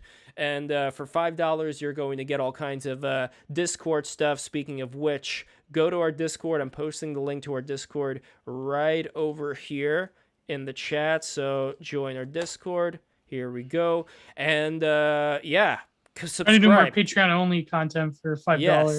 Yes. So keep subscribing. This is the end of the show. Thank you so much, Average Centrist. Where can we find you? You are on Twitter. Let me post your Twitter here. There we go. Any final thoughts, by the way, Average Centrist, on the conversation before we end? I don't know. I think everything that needs to be said has been said, really. I don't know if I'm going to be able to say anything more insightful than what's already been said. There we go. Follow Gio on Twitter, twitter.com/GiantGio. Follow his YouTube. Subscribe to his YouTube, rather, youtube.com/GiantArtProductions. I just came with a video yesterday, a thread read, where I read this fucking ghoul's thread that I just shredded apart about like the early internet and millennials and all this crap. I go off a bit on it, so that sounds good. there you go. And next over here, twitter.com/JoelDavisX. Follow Joel on Twitter for his spicy takes, and go to firstness.org. He is the chief editor of firstness.org. Here is the link. And also Imperium Cast. Follow the Imperium podcast over here. ImperiumPress.org. You can buy Firstness issue 2, and you can find the Imperium cast, and you can find all the other Imperium Press catalog. It's a great publishing company. There we go. By the way, you called it Imperium. Does that mean you're in favor of imperialism? I didn't name the Imperium Press. Mike, the CEO, he came up with the name. The question of imperialism is complicated. I don't think Gio really has it in him to go down that route. Yeah, we could say that. We'll say that for later. We could say that for another stream. Yeah. Yeah. We could talk about that. Maybe we could get Mike on one day. And finally, follow me on Twitter at twitter.com/LevPo. I'm going to be posting a lot more NFTs coming out. My Muskulls NFT is almost done. It's going to be finished real soon. So, in fact, go to superrare.com/Lev Polyakov. Buy my fucking NFTs. There we go. We are done. Thank you guys so much for watching. I really appreciate it. Please subscribe. Keep subscribing. As always. God bless and goodbye. And goodbye. Hold on, this is not over yet because I actually have to go to channel content. Click this thing. Here we go, live control room. And we are ending the stream.